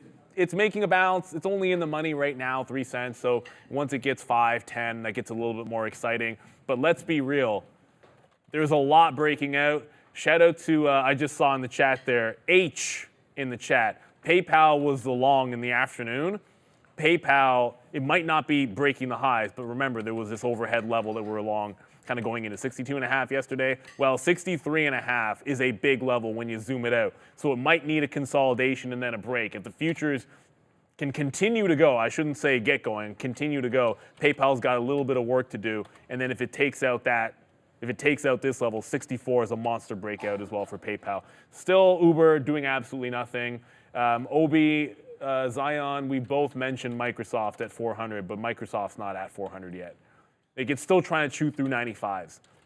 For me, when I see this, that's relative weakness. It's not really making the pop. It's trying to put in a higher low. Well, it might be doing it now, then maybe a 395 break could set up, but this is not looking as strong as it was before. I am now into Lucid. This should have been a short at like 67 or 68 and not at 64, because then I'm giving this one now probably to 67 and then taking another one off of those highs. It should have already been in the short, but new position is the Lucid short. Should have had that pre-market. On Monday morning, as long as these are setting up the same way, I should be sitting in a Lucid short at the open to try to take advantage of what has happened every single day at 9:30. Sell, 9:30, there's 9:30, sell, sell. Again, doesn't matter how much it goes, but if it wins every single time, you should take it till it stops working. Yeah, so I'm still kind of patiently waiting. Got stopped out a second time here, so I guess I'm gonna give it a little bit more room and let it kind of work with the NQ kind of popping up. The strong wick on the first 15-minute candle, second green as well on the NQ. Let's see if Softy can catch a little bit of a bid. Still holding in and around the price that I'm interested in. This 394.5, 393 halves as well is the low as of right now. And here comes in a potential 395 retest here, but Alphabet still super strong here. And I know yesterday I was looking for a potential long on this name, but didn't necessarily come in. So I switched to the short because I was like, okay, well in the morning I'm like, well the short's probably a little bit better. It needs some more time. Coming in today, gap up continuation. Classic. Apple 190 potentially coming in as well. So let's see if that can come in cleanly.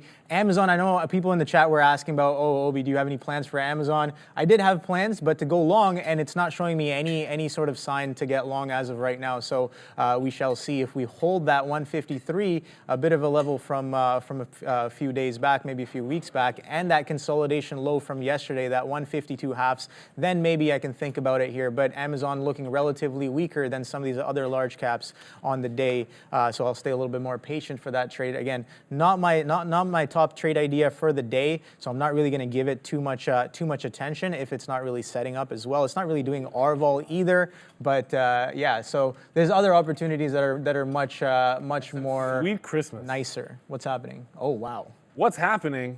That'll give us SMCI is like, this stock is just redonkulous. Oh my goodness, like that curl, like that wick underneath, like if you rewind and watch the open when that was making the wick, it was complete stupidity. The buy action here, it's got a 9% short float. So the short float's a bit of the equation here, and you are breaking out big time off this daily chart. Thank you so much, Randy. You were too late there, Ram. You were a little bit late on the Randy Bell as he gets a refill on the coffee. We're gonna need it today. I'm not a huge fan of chasing this move, but I can tell you if it does any kind of a traditional setup, like maybe some kind of a dip, consolidate sideways, this stock could do 30%. Like it's the kind of stock that can give you 30%. But any move to the upside, generally speaking, is an opportunity to short a firm. I thought 41s today. Clearly, you're not going to get 41s. It just failed the 40 level, so this is exactly what happened yesterday. Had to reassess, did the move down, had to reassess and take the first available pop for resistance. It was a little bit more clean at 41. It's not quite as clean at the 40 level, but I'm still going to go for it off this 40 level. So we're back to square one. I just got trailed out of Marvell, so as I get into a firm, yeah, Marvell can't hold on to that 69. So not nearly as strong as I would have hoped off that dip. It's still up 1%, has a chance to make higher lows, but it just hasn't done it. As the futures turn back down into these lows, you'll notice, like I'm looking for shorts as we kind of fail that open top and head back down into the scalp range. You are selling off a bit, so we like dip buys in Apple if we get it. Has to set up, but I do like short. I said EV names short, and I said a firm short, so that's exactly what I'm going to be sitting in here.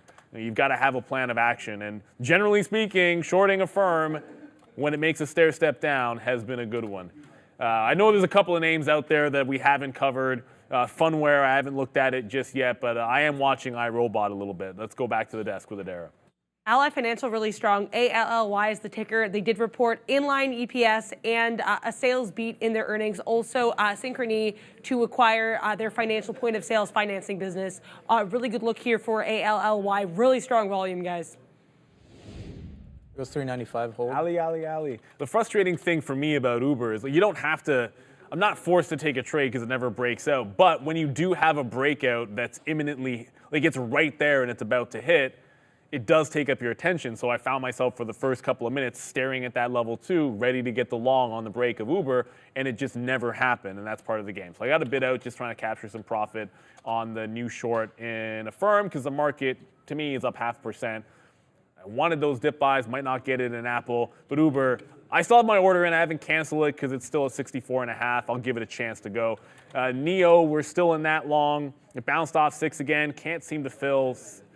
I'm just going to take something at 05s. I'm just going to take something at 05s. It's kind of ridiculous not to get on the offer. If it breaks 05s, I'll get a fill. It gets to 7, I'll get a fill as well. And then going back over to Apple as the market's trying to leg back up, it's like VWAP might be the way to go here. I'm taking a break of the 190. We're talking about that level multiple times, but I would have liked to have gotten a dip buy on the way. I already traded once in this range, missed a chance to do it twice, but I still like the break of the range. The higher lows are going to make some sense as well.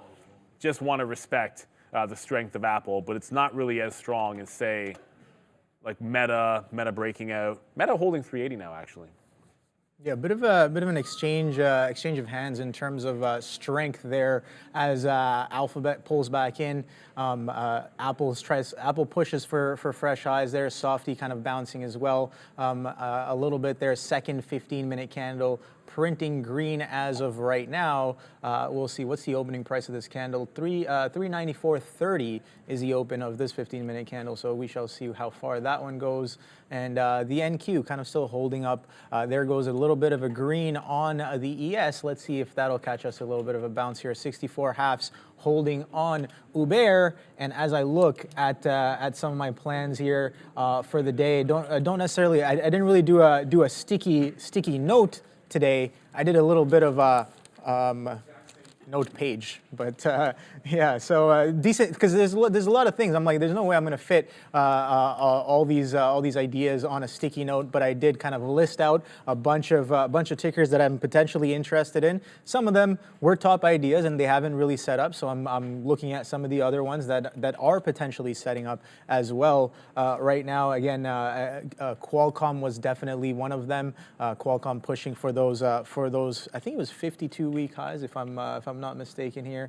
Let me just pull up Qualcomm. SMCI might be turning a bit.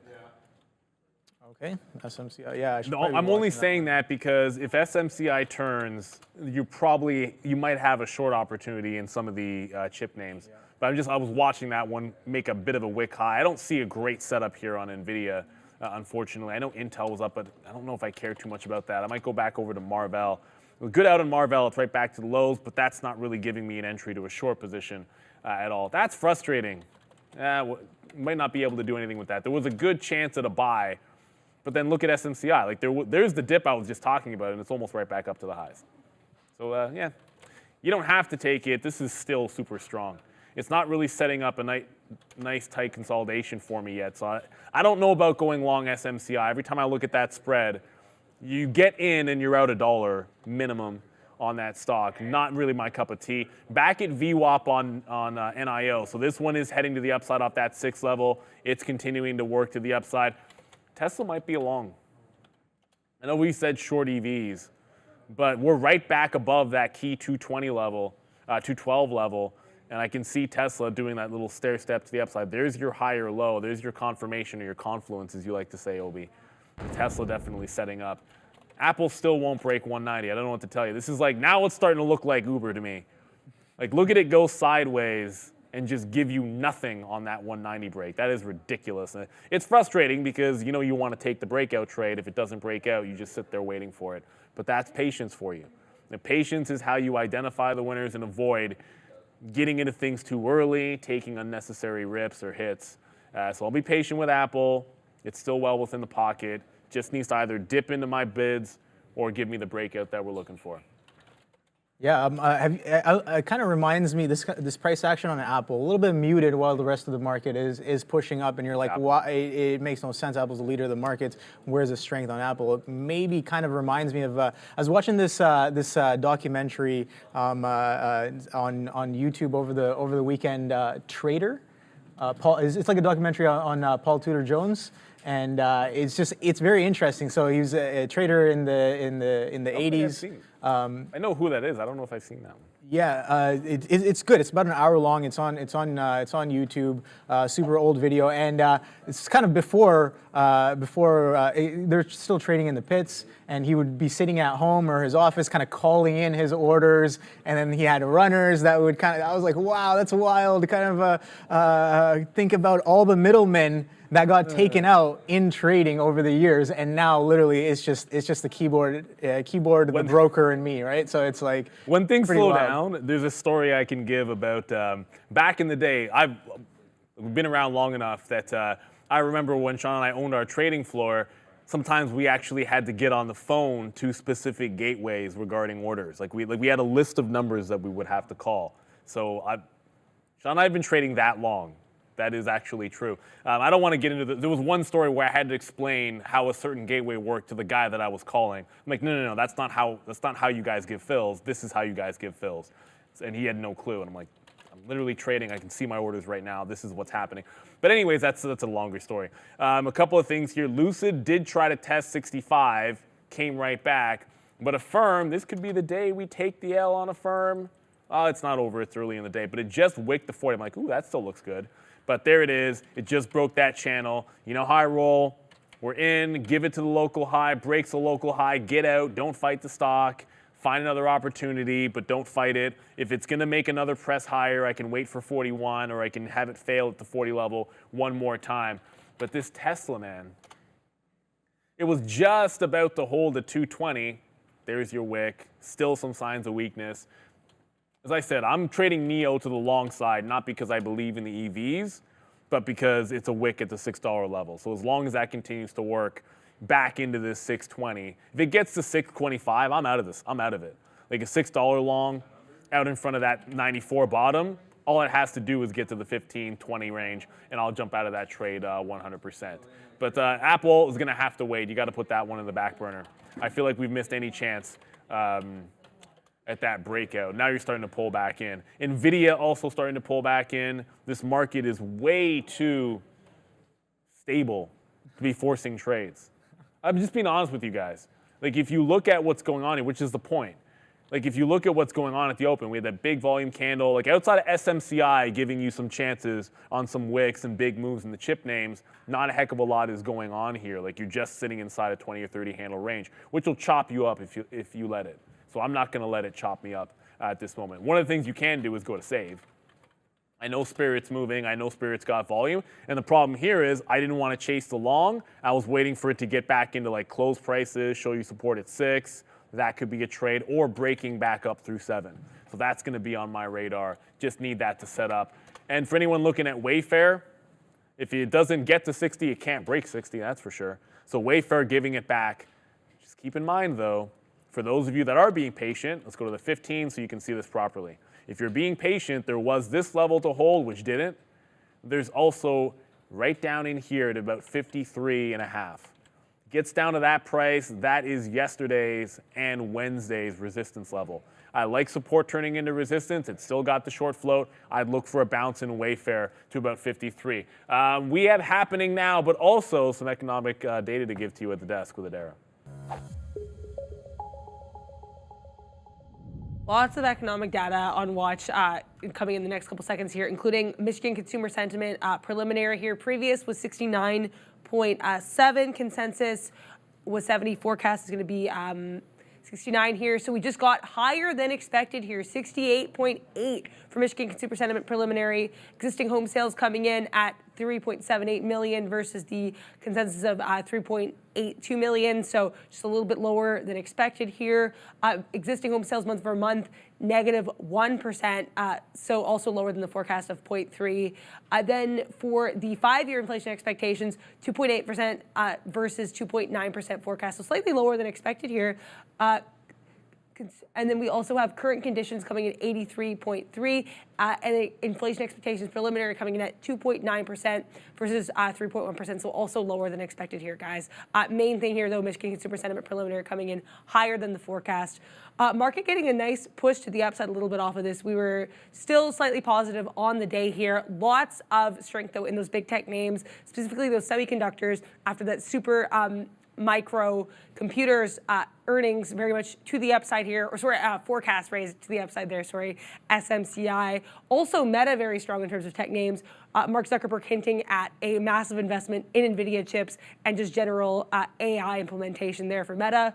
We also have DraftKings on watch here. Downgrade from XA BNB Paribas, upgrade from Stifel, so definitely could go either way here. Keep an eye on DraftKings, guys. Keep an eye on DraftKings. You still, I cannot believe we're still staring at Uber 65. That could be a really, really good thing the longer it just keeps on trying to grind back into this top, or it could be like an abject disaster when it gets there. So I just got a 10 fill. So, you know, you're still continuing to work the upside. I'm not looking any gift horses in the mouth on any longs in the EV space. You just can't do it. If you got one and it starts to work, just take it and make sure you get your profit on. Lucid's still going sideways here, but as I've been saying the entire last like 3 weeks, just sit in the short until it proves otherwise. Like you had to be in this at the open. That's the name of the game. Be in that sucker at the open and you'll be good to go. Rivian's starting to set back up for a bit of resistance. I thought we could get to 16, like the even dollar, this level in here, but it's starting to show you 15.8. So in the whole game of find your spots to short the EVs, and if you can't find one, look harder. Just find a setup because they've been trending in one direction. I am looking at this 15.83 now. This is 10 cents worth of risk to sit in a name which has been dropping $1 like it's nothing. One note, 15 even, that's a go zone on Rivian. 15 even's a go zone to the long side. But until it gets there, I got to think short. Yeah, a bit of a strong wick happening here on the NQ, on the inception of this third 15-minute candle here. Yeah, it just started. So we still have about 12 minutes left to go. But before that, we're going to pass it off to Dara at the big desk. Really nice move here on Disney at DIS, up 1.25% on the day. Not seeing him using this one today, but yesterday we did have Nelson Peltz of Trian, an activist investor, filing its first proxy filing with the SEC with regards to the potential Disney board takeover. So keep an eye on DIS. I'll let everyone know if there's any more news coming in on this, guys. Disney making a run. Well, I said that one of the things to look for would be $7 on save. I didn't think it was going to happen. Like we just talking about it because it was a potential opportunity back through 7 even. It did make the move through 7. I think with Spirit Airlines, you got to acknowledge that this is a $7 stock that can move dollars, not cents. So instead of stopping out 5 cents, 10 cents, like I'm generally going to be thinking about 20 cents instead, 20 to 25. You just have to open things up a little bit because first resistance is up here at 30. So you're already talking about a quarter in that regard. So just a little bit of a difference in the way you might trade a stock with a similar price because things have opened up. You can size differently, or you can give your stops a little bit more room or a little bit less room. There's lots of ways that you can change your risk management in terms of a stock, but acknowledge how much it's likely to move and just not how much you want to take out of it. So I am in this. Disney does bear watching here. Oh, I did get the Rivian short. 75, we were talking about that one, so hopefully, just wanted to make sure you guys know that was a new position. But if you look at Disney, double top, 92.6, I got into a trap the other day of buying a dip when Disney was breaking out. So Disney did this, broke out to here. I went to buy the dip in the previous, I think it was a previous close, and it just smashed through that. The only good thing about the trade was getting out of that crap right away.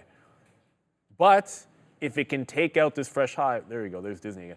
If it can take out that high, like 93.75, that's golden. If it can show me a bid, it never showed a bid. I just kind of got it in front of it. If it can show a bid around 92.6, then that's golden as well. A little more patience required, either taking out that high from Wednesday or dipping into 92.6. Those are the ways I'd like to try that name. And we already said, just find a way to get into these silly EV names. So Rivian, it shows you a top. You short said top, and then bingo, bango, bongo, stock goes down. When a stock is, if you put a stock in the penalty box, it's a short till it's not. And it probably is the same thing you should be thinking about for stocks that are upward trending. Like you just look for the long until it stops working. Speaking of longs that have stopped working, or rather that have not stopped working, SMCI is probably going to get to 400 here, which is ridiculous, because it was at $340 at the open. Before Microsoft? No way. You're surprised at that? No. The only thing I'm surprised at is why, look, we were talking about the whole notion of if this makes a bottom, it can give you a turn in the chips. That was a temporary win, but the real win was to go long SMCI. This is a stock that when it's up 10% can go 20 or 30. Just acknowledge it's that strong. It's that kind of, it's a 9% short float. It's a big squeeze name. You got a blue sky set up as well. $400 is just a round number. The spread is always going to be huge. Personally, I'm not taking breaks on a stock like this because you'll get tripped up big time. DWAC is running again, and that just made me think of Funware. Funware is not going. So look, if DWAC is running like this, I want to see if there's a setup in Funware. So legitimately, DWAC is going. So 27's breaking out. I'll look for a lag move in Funware. This took some time to develop the last time. Like DWAC went, but you had to wait on Funware to go. So I see a bottom here, like 18.8. If Funware takes out 20, I think I want to go long and risk 1 cent on Funware. Yeah, it's. I remember the days when that sympathy was super strong, and Funware was not a sub dollar ticket. I'll never forget it. Everyone else was trading DWAC. I was like, you get the same percentage move, and Funware was like $4. Yeah, the only downside to that was that stupidness with the halt. And I acknowledge what happened on that DWAC day, and every time it comes up, I will say the exact same thing. It was criminal. It was completely unfair because DWAC was just going up, and Funware was halted. And if you got trapped in that halt, they halted Funware for an hour, and DWAC was already starting to come back down. By the time they opened Funware, had you not been taking profit on the way up, DWAC had come all the way back down and you got rinsed. And it was completely unfair. There's no, the reason you hold something longer than 5 or 10 minutes on a volatility halt is because you can't find liquidity. That was not true of Funware that day. Fact. Anyways, I've ranted about that enough, too many times. So we break the 20. I'm taking the 20 long. I'll give it to this local bottom, which is about 1 cent worth of risk. But the market's starting to flood to the downside. And all I have is Rivian and Lucid short. Just short the EV names always. 153 coming in on Amazon as well as, yes, definitely we are showing some strong weakness here. NQ about to push into the day lows here as of right now. Same thing with the ES. Softy coming right back in, so we'll kind of hold off on that one. It seems like the sell pressure is definitely there as of right now. We shall see if Softy makes higher lows or lower lows here on the day. Low of day right now, this 393.5 right here, and we're coming right back into that 394 potentially as well. Let's see, pretty wicky on the NQ in these areas, so let's see if these dips kind of get bought up and we continue with this overall trend. SMCI is still going pretty strong here with some of these other chip names kind of pulling back. NVDA pulling back. Softy obviously pulling back a little bit as well. But where is TSM? Okay, TSM holding that 112. So that's potentially what I was looking for. Hold of previous day's consolidation on the dip, and we did kind of get that right off the open on TSM. There, Uber looked like it wanted that 65, but makes a lower high, comes right back in. So I think I'm definitely ready to toss that long idea for now on Uber. But yeah, Meta pulling back as well. Tesla wiping pretty much the whole action of the day here. If I can pull this window into the screen, we'll pull up Tesla real quick. Yeah, take a look at that V-shape back down to the open, or actually back through open in and around that 210 mark there on Tesla. So some strong pullbacks here in the market. Let's see if Softy can hold up in this mess here. iRobot also pulling back here. I got some, like I said before, I'm trying out a new layout where it's just like I have a full the large caps, kind of the Mag 7 on watch as well, and then now I have a different window with all of the names that I have in play. When I made this long list, I'm like, these are not just 2 or 3 names. These are like at least 7 or 8 names that I do want to keep eyes on, and yeah, so I do have eyes on those. Spirit Airlines, AMD, TSM, Uber, iRobot, Meta, Tesla, and Qualcomm are on watch for me today. But Qualcomm kind of strong there. I did write down, what is this, 146.90 was the 52-week high, and we've held above those levels even on the dip there on Qualcomm on the day. So let's see if 394 holds here on Softy, or we're going to take a little bit of a pullback. We shall see. It ain't no fun if the homies can't have none. I'm telling you, Funware. There was a question in the chat, and they were like, what is the correlation between DWAC and Funware? Now, logically speaking, I'm going to admit something that a trader shouldn't admit. I don't know. I really don't know. It has been, and there is, like, there's a thing like social media, blah, blah, blah, True Social, yada, yada, yada, and all that other nonsense. But what really matters is that it just happens.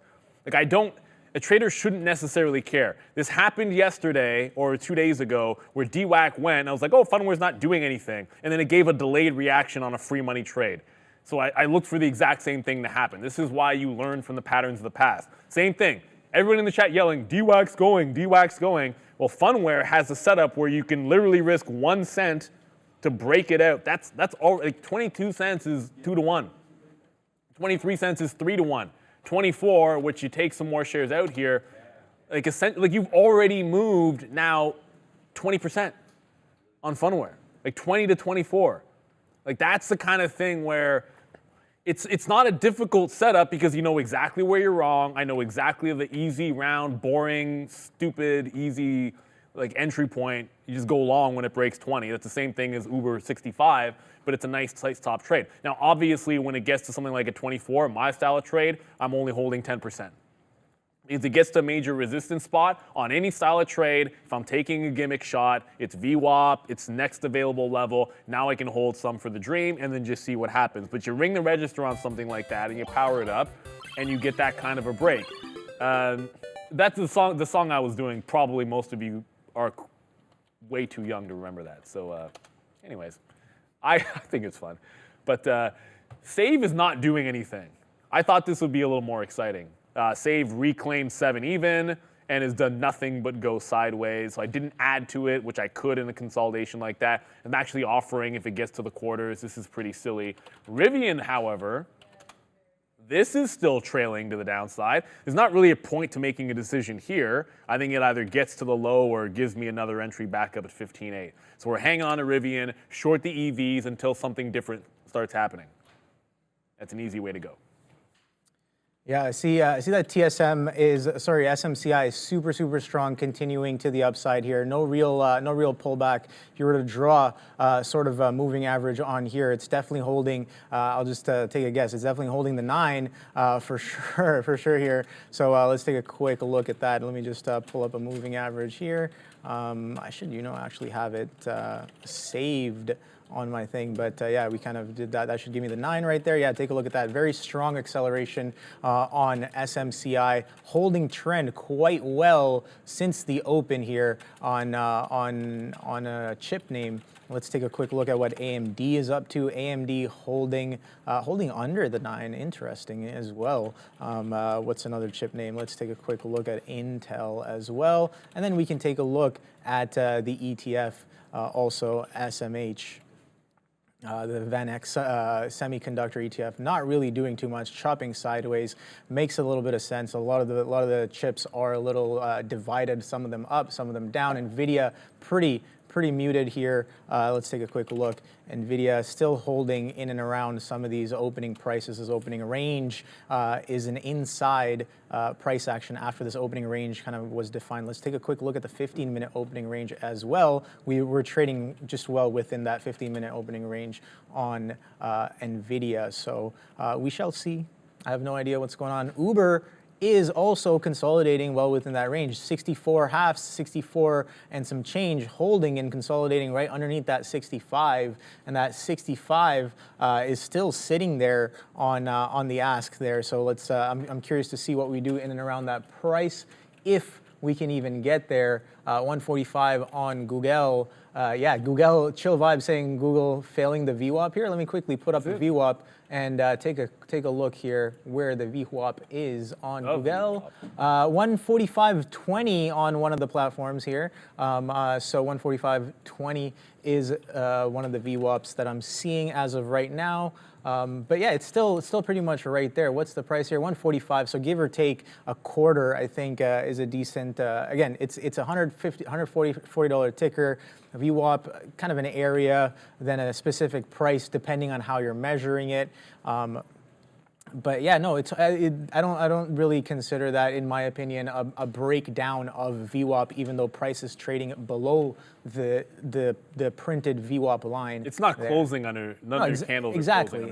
That's a good way to look at it. Here comes a 395.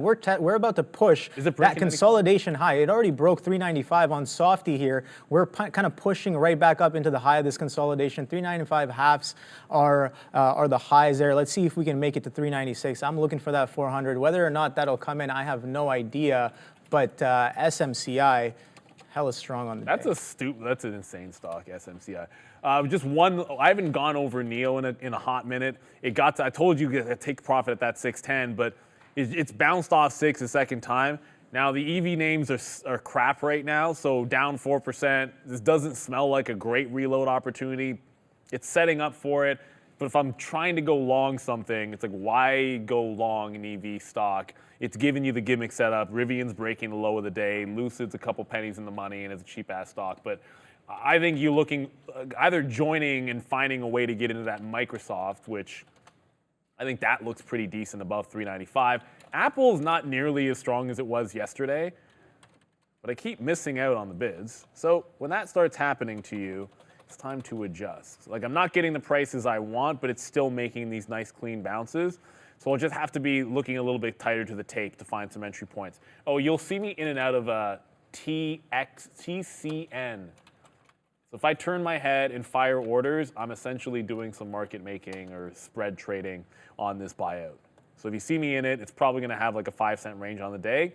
If that's your cup of tea, great. If it's not, I do trade those from time to time. But Apple, I want to try to get a little bit more aggressive if I can in trying to find some fills to the long side here, because it's holding the low pretty nicely.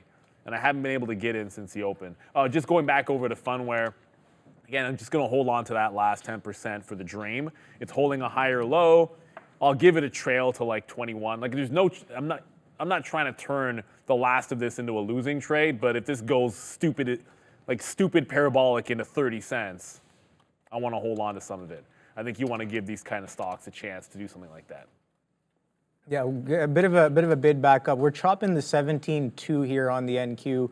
You can see that previous candle, pretty equal wicks on both sides, so a little indecisive there. But this 15-minute printing a little green. I'm just checking how much time is left. 11 minutes left for this 15 to finish printing here, as we are approaching 10:20 right here market time. So let's see. We're holding this 395 for now. I have no idea what this is going to do, but I'm just trying to follow my plan as best as possible as of right now. 153, also a decent hold on the Amazon, kind of enticing there as well. 153, bit of a key area from yesterday and as well from before, was pretty much the mean of price action yesterday, as we made a decent range around that 153, and we're holding it as of right now. Let's see where we can get from there, but 395 hold as of right now on Softy. That's the only thing I'm really watching.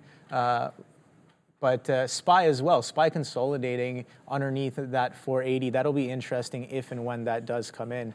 But yeah, Neil, I don't really have too many ideas. Even though the page is full. Speaking of ideas, you might be able to glean a few ideas as we look at the small cap recap.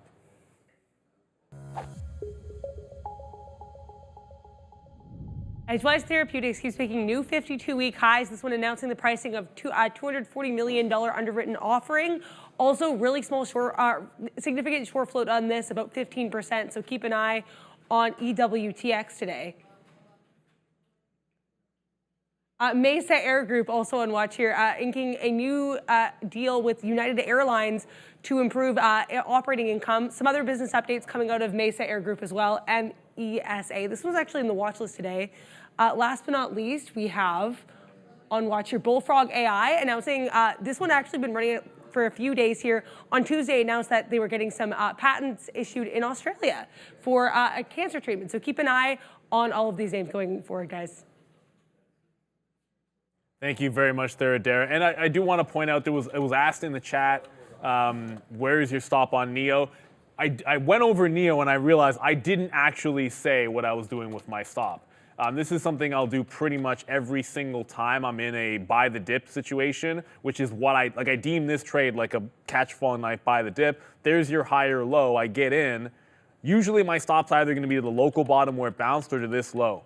Whatever happens, if it bounces off the same level again and it's failed VWAP, I usually retrace to VWAP. If it failed VWAP there, I move my stop to this other local bottom. So I have done, I'm not reloading it, but I did move my stop up on NEO. So that's a good question.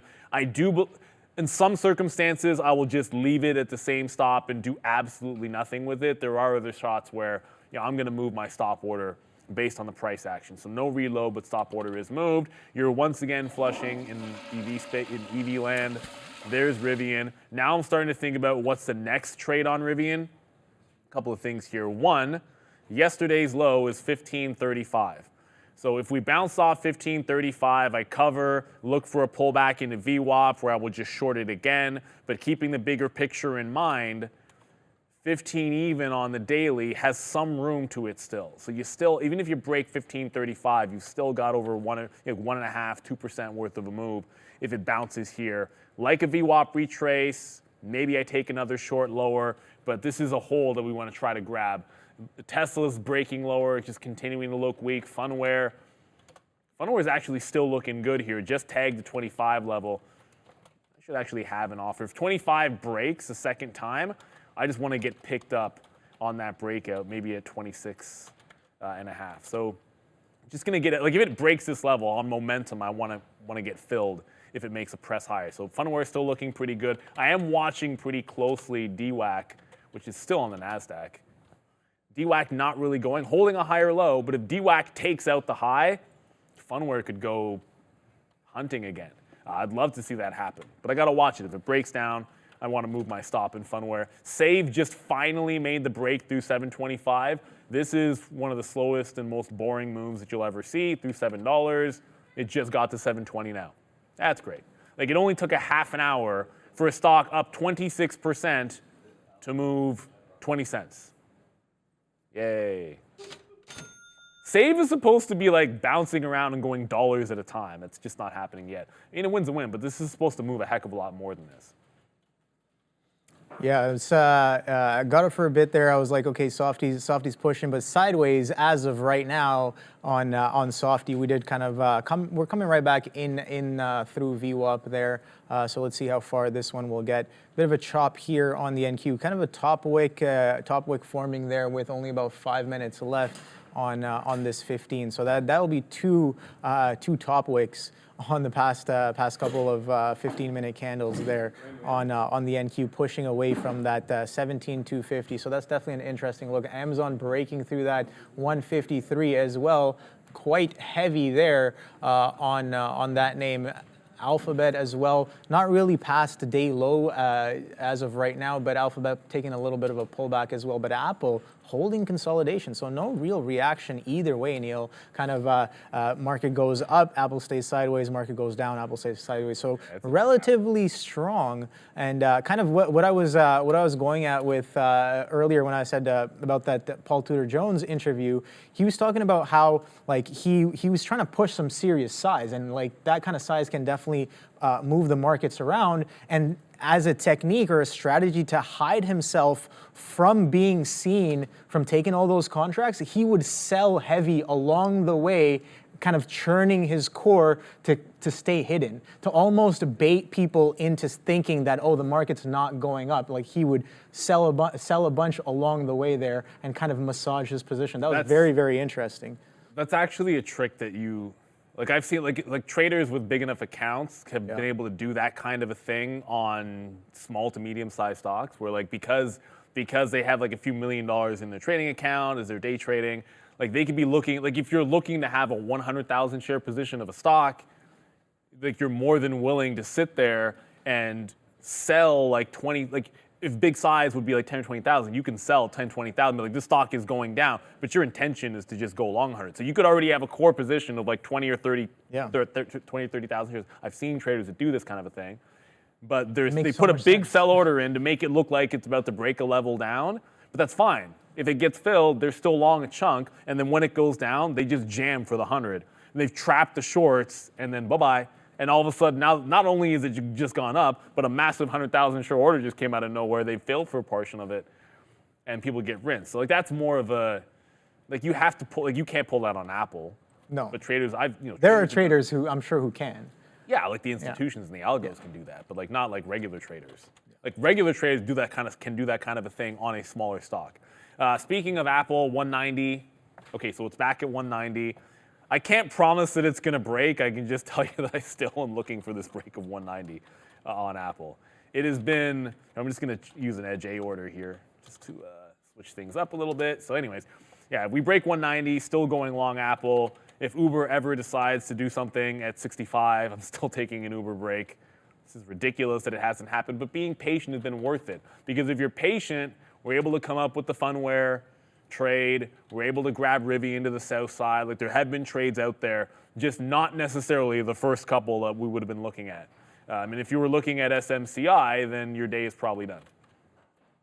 Like it's easy to say, hey, look at this stock, it's going up, this is the best trade of the day. You have to also find an entry point into the trade. Like I'm not going to pretend after seeing that wick bottom that I found an entry point in there. I got a win on a sympathy play while that was happening. But SMCI itself, even as it breaks 400, it's got 400 and the offer is either 50 or 70, and the bid was just now still underneath 400. Now it's above. So as it was breaking 400, there was a dollar spread around that 400. You'd be taking long and be out of the money $1 on the failure and probably punching another couple of dollars lower. It's a wild stock, but it is just absolutely flying. I didn't even notice that broke 400. That's wild. Let's go. We have a dare at the desk here. Maybe it's SMCI, I don't know. The CCTG is the ticker for this one. CCSC Technology. This one IPO'd yesterday at $4 a share, up 20% right now on the day. Just got a really nice pop on volume. CCTG. Thank you very much, Adara. Shout out to you, Hamptons Trader.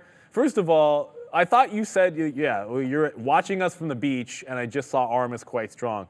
Thank you very much. So are a couple of other chip names out there. There's plenty of good opportunities. You can catch them all. I wish I could tell you that we could do the show from the beach. That would be an incredible feat. And if Fabian and Ramin and the team could pull that one off, I don't know, first of all, I have no idea how you trade, because you can't trade this kind of, I know you're shaking your head. We'd all love to. Right. You can't do this style of trading from a phone. Like I wasn't joking when I clutched my keyboard. Like, you need a keyboard if you're gonna scalp trade. You have to be a little bit faster on the keys. You can't really do that on a phone. And if you can do that on a phone, you're a lot younger than I am. Yeah, it's. I think we were talking about this earlier, kind of how important that keyboard is. But I'm still waiting for that seamless interaction through Neuralink, where I just take fills for when I'm thinking about it. You know, it's just like, all right, well, I don't know when and if or when that'll come in. But be first on that all you want, Obi. Yeah, I don't know. I think they're starting. Up to my brain, that's for damn sure. They're starting human. They've already Almost started camera. human testing. What? You're not on me. They're not starting. No, for medical purposes, I think that's how it'll start off. Because that's where right? it should be. Like Yeah. that technology, I think it's going to be fantastic, and right away get people walking, and especially like think about the applications for like Huge. someone loses a limb in combat, and then they're able to have their life back. Like just immediately do all that kind of stuff. But as far I don't need to be hooked up. Don't hook my brain up to try to trade, because like I'd rather be down the line, like maybe that kind of a thing. I just don't trust that kind of stuff right away. But we're already going right back to the desk with Adaro for the crypto update. Biggest thing in crypto right now is that drop in Bitcoin, with Bitcoin falling below 41,000 as of yesterday. That would be the lowest level it's been at since the ETFs were announced. That was as they finished their 5th day of trading yesterday, so first week on the market here. Also worth noting that Bitcoin has lost 11% in value since those ETFs were announced. So just something worth noting here, this drop in Bitcoin. As we can see, we had this kind of bottom of that 41,000 pretty steadily starting December 9th. We broke it decisively. Now we are hanging out just below that 41,000 area.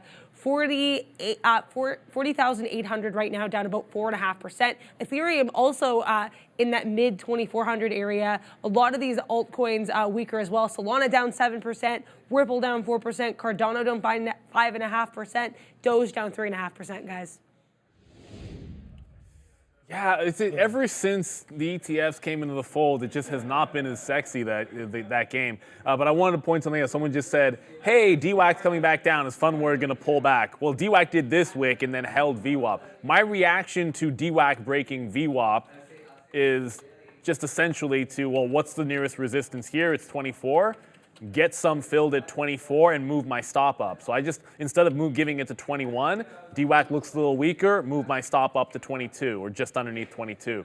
I'm talking cents. So take some out. Was holding 10%, now we hold like 8, and we'll see what happens. It was just a quick, easy little bounce play on Funware off of DWAC. Apple still no break. This is ridiculous, Apple. Apple doesn't want to make the breakout. I am going for a reload in Rivian on the short side of it. I wish I could tell you Lucid was more exciting, but it's not.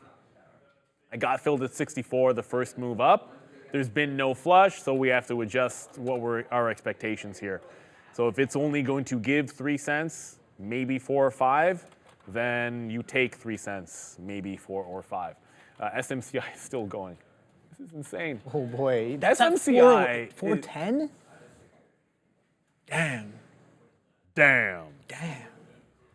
Not for me. Somebody in this chat has to be long SMCI today. Whether you're having a good day or a bad day, I'll tell you right now, you wish you were in SMCI. I'm not complaining about anything. Obviously, like Funware is a good trade. It's fine. It's great. The early Apple one was good. That's okay. But this was the biggest opportunity today. Was SMCI. Like nothing is comparing. I shouldn't say that. That's not true, because there was other opportunities out there that are pretty big. But That's wild. I think you might have been able to have a 350 or a 360 breakout trade on this. And then 400 was not necessarily clean in the first seconds, but it looks pretty damn clean now. I don't know where the top is going to be here, and I'm not going to try to predict it on SMCI. I just know that you don't go up 30% without some kind of a turn. And when this stock turns, I think it might be lower hanging fruit to find another, just another chip name, like something else in the space that you can take a fade on. I've been looking at Marvell because the initial dip in Marvell has not been able to break out. Like this is now looking relatively weak, Marvell's breakout. What I'm now seeing on Marvell is a false breakout through this previous level at 69 if it can't go through, and an inability to break 70. So if you don't hold on to the previous close, Marvell to me could be back down at 67. But you need SMCI to give you the trade first. Like it's got to fail, and if that fails, I think you look to one of these other sympathy style plays. So Apple, be patient. If the market gets going, I think we can see the 190 break. It still does not want to do it. There's plenty of other fish to fry until we get there. Time to cover Rivian. I don't know if it's there yet. Like I sold once, I took some profit, added into it, put my cost base at the 60 level, and then I give it back into this lower range here. So I look at where it was in the afternoon, I look at where it was in the pre-market levels. That gives me, in VWAP as well, obviously, that gives me to like 70, 75 until I think this trend is broken. And Tesla's also trending down as well. So I'm not really at the point that I would give this one up just yet. Yeah, the only one really kind of trending up I see, if you want to call it a trend up, is Apple. Right? Apple, it's very slow though. Apple's super slow and kind of grindy, but maybe it is a lot more in step, I think, with the SPY here. As of right now, the SPY kind of looking kind of similar here on these 15-minute charts I'm observing, and yeah, softly pulling right back into this 394 here. But the NQs kind of look at these higher lows relatively as of right now. We did wick into these 17,170s ish, and you can see every time we did a strong wick right back up, holding and pushing back through that 17.2 on the NQ. So let's see whether or not if that causes any sort of pressure for some longs there. If not, that's perfectly fine as well. I'm going to stay patient. I'm going to stay kind of wary of some of these moves here. But yeah, that SMCI, oh boy, is that one That's quite insane. Strong. 411.80 now the high there on SMCI. I was like, oh, who's going to get to 400 first? Is it going to be SMCI or is it going to be Softy?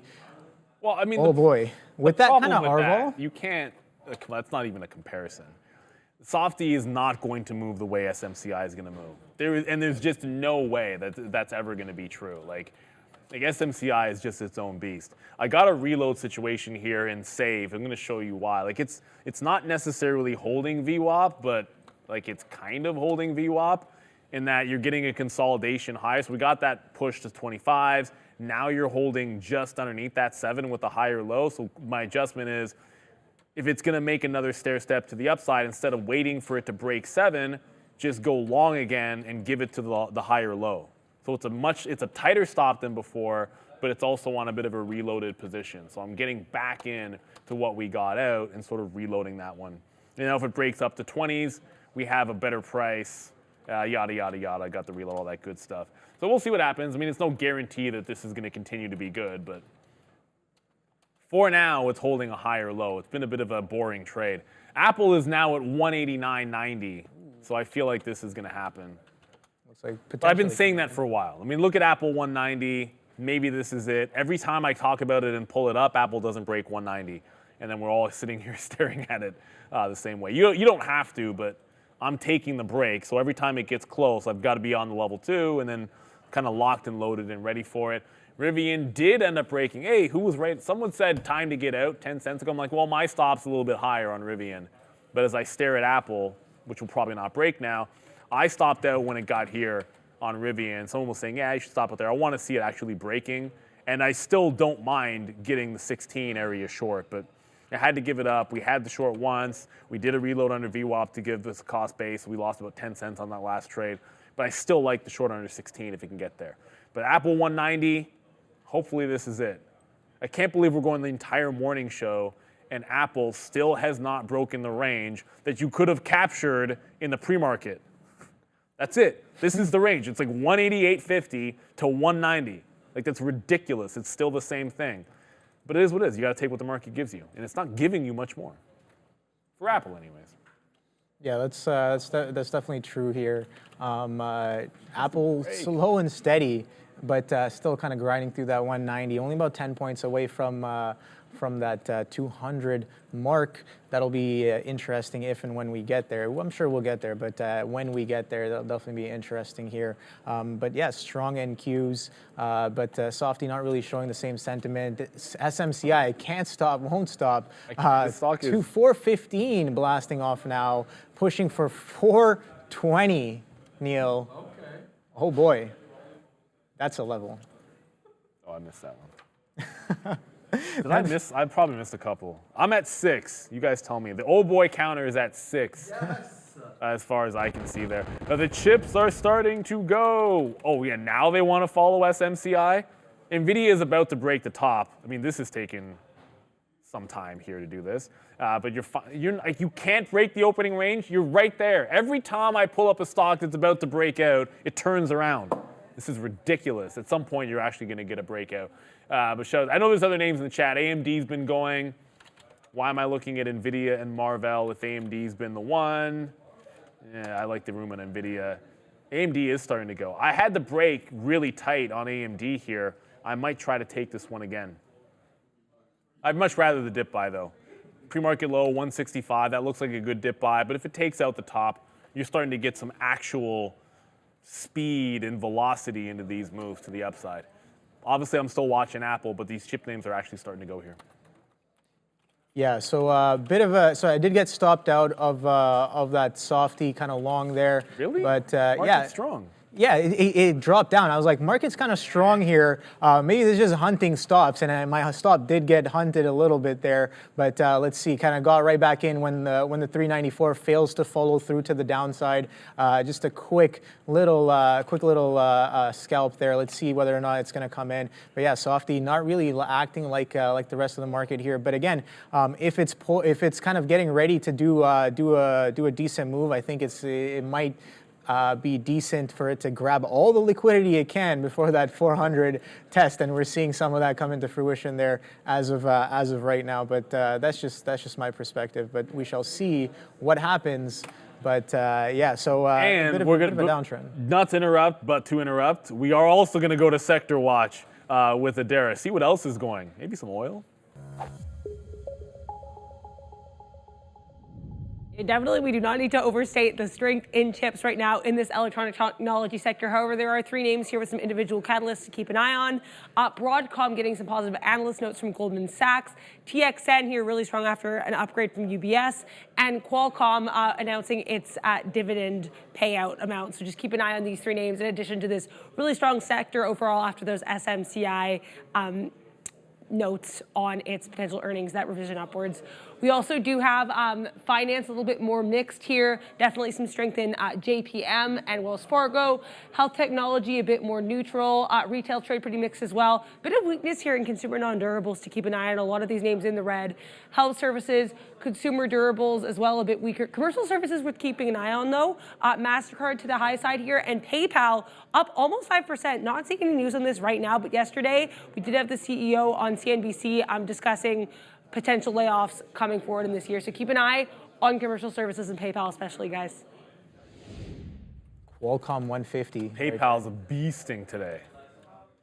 PayPal's up 5%. I mean, obviously I'm looking at AMD and Apple right now. Those two kind of setting up pretty nicely. But PayPal, through that, it's now finally through this 60, well, okay, it's trying to battle this 65 zone. This is the last line before you get to, like, it's air, like $70, maybe?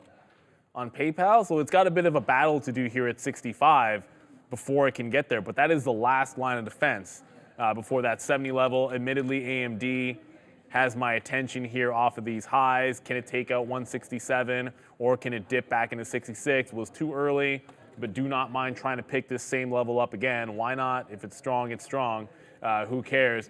And look, yeah, Ken H., we're talking about this, a PayPal CEO with like, they're gonna shock the world, and He said some other stuff as well, but they're saying and doing all the right things. The 170 breakout is coming into play here, though, on an AMD before we actually get a 166 or 65 dip. I want to dip to either VWAP or 66, but 167 break could happen. Seriously, Apple's at 189.90.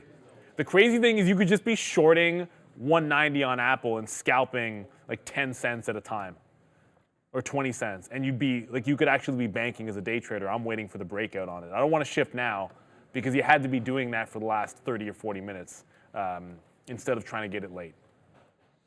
Yeah, so we bid right back up to almost VWAP there on Softy with this market strength. So a little bit of a fugaze with that lick grab, and I was like, oh well, you know, I'll feel it out. I'm not gonna move my stop, but if I do get stopped out and the market stays strong and we just lick grab the level, I'm like, yeah, I want to get right back in, kind of confirming the move with still relatively a higher low than this opening range low here, down in and around 393 and some change. Let's see what we do with VWAP here. I have VWAP on here. My TradingView VWAP is, you know what, I actually got to pull it up right now.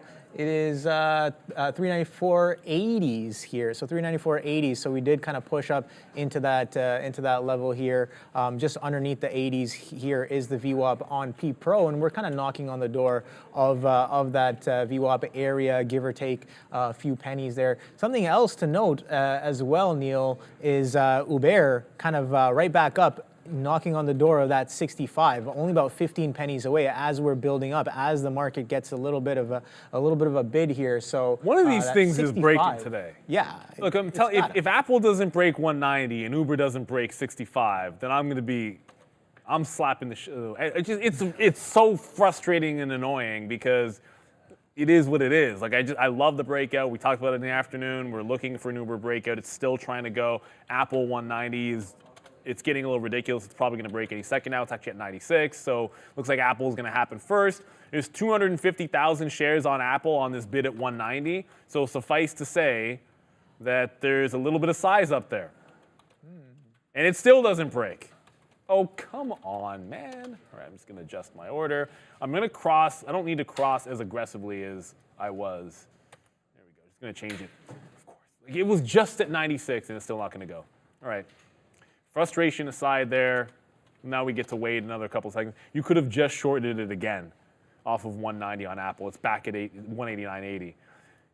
Anyone in the chat, is anybody actually shorting the 190 level on Apple instead of just waiting for the breakout? Because I feel like I'm missing a big opportunity there looking for that break. But we're getting a turn here in AMD. This is where it rejected before. Instead of trying to take a breakout up here, this time I'll anticipate the dip buy. It doesn't break 167.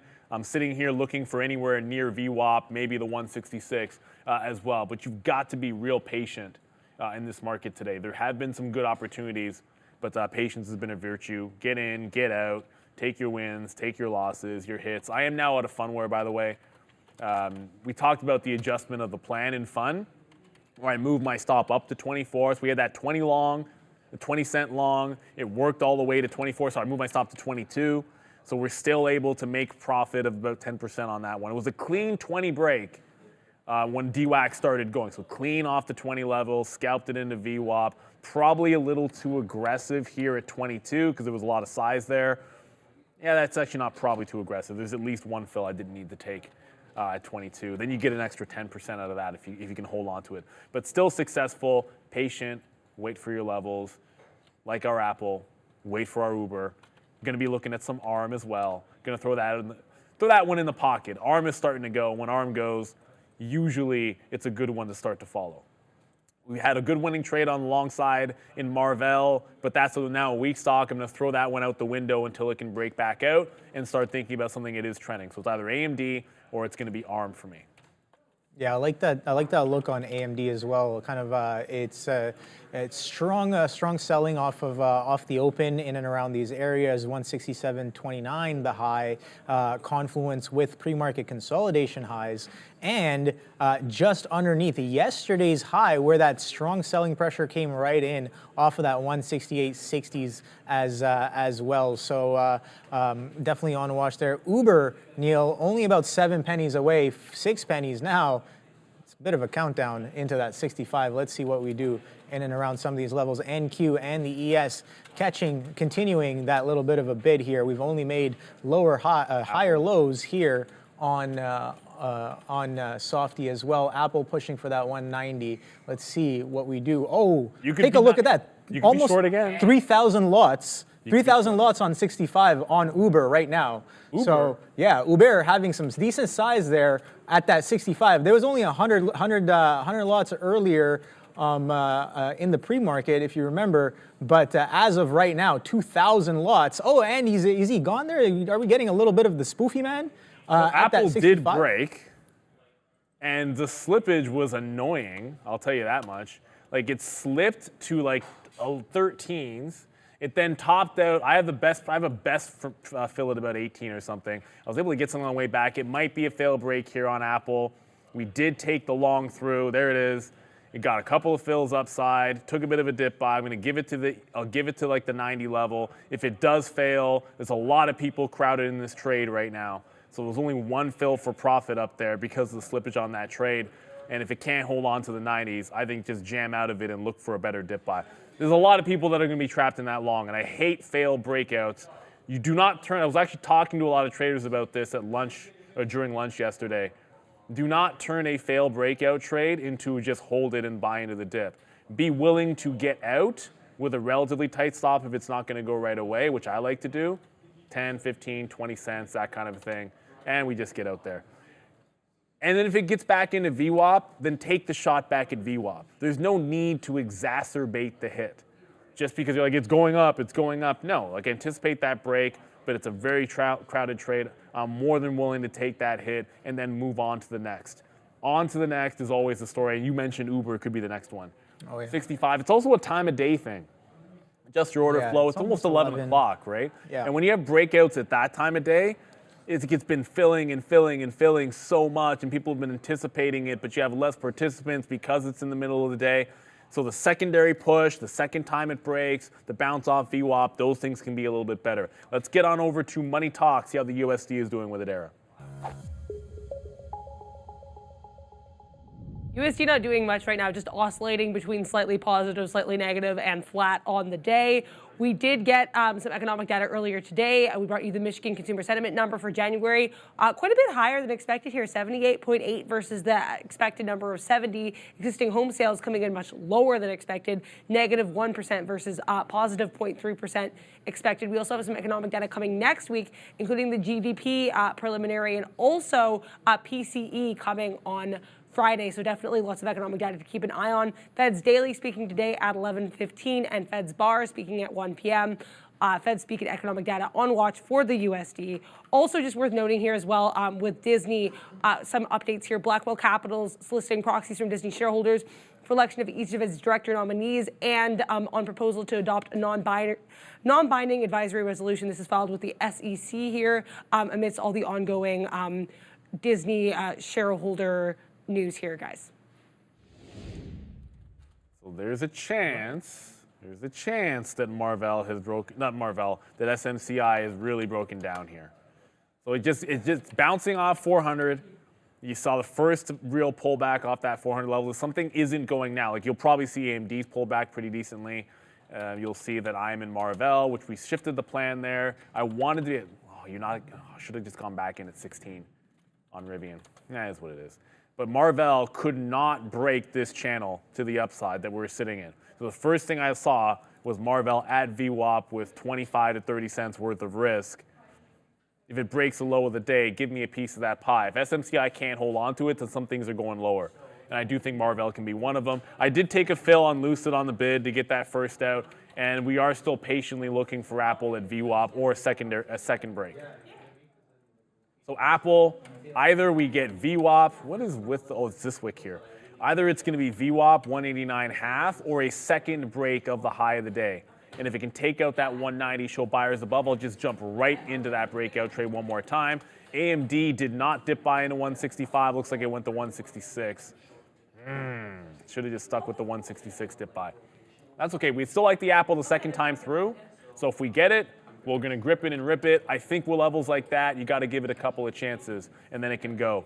But AMD, I still think AMD is more of a long than anything else. I picked the name I like short because of what I saw in Marvell under VWAP, but AMD I'm still looking for longs. Even if SMCI is turned, AMD looks kind of strong.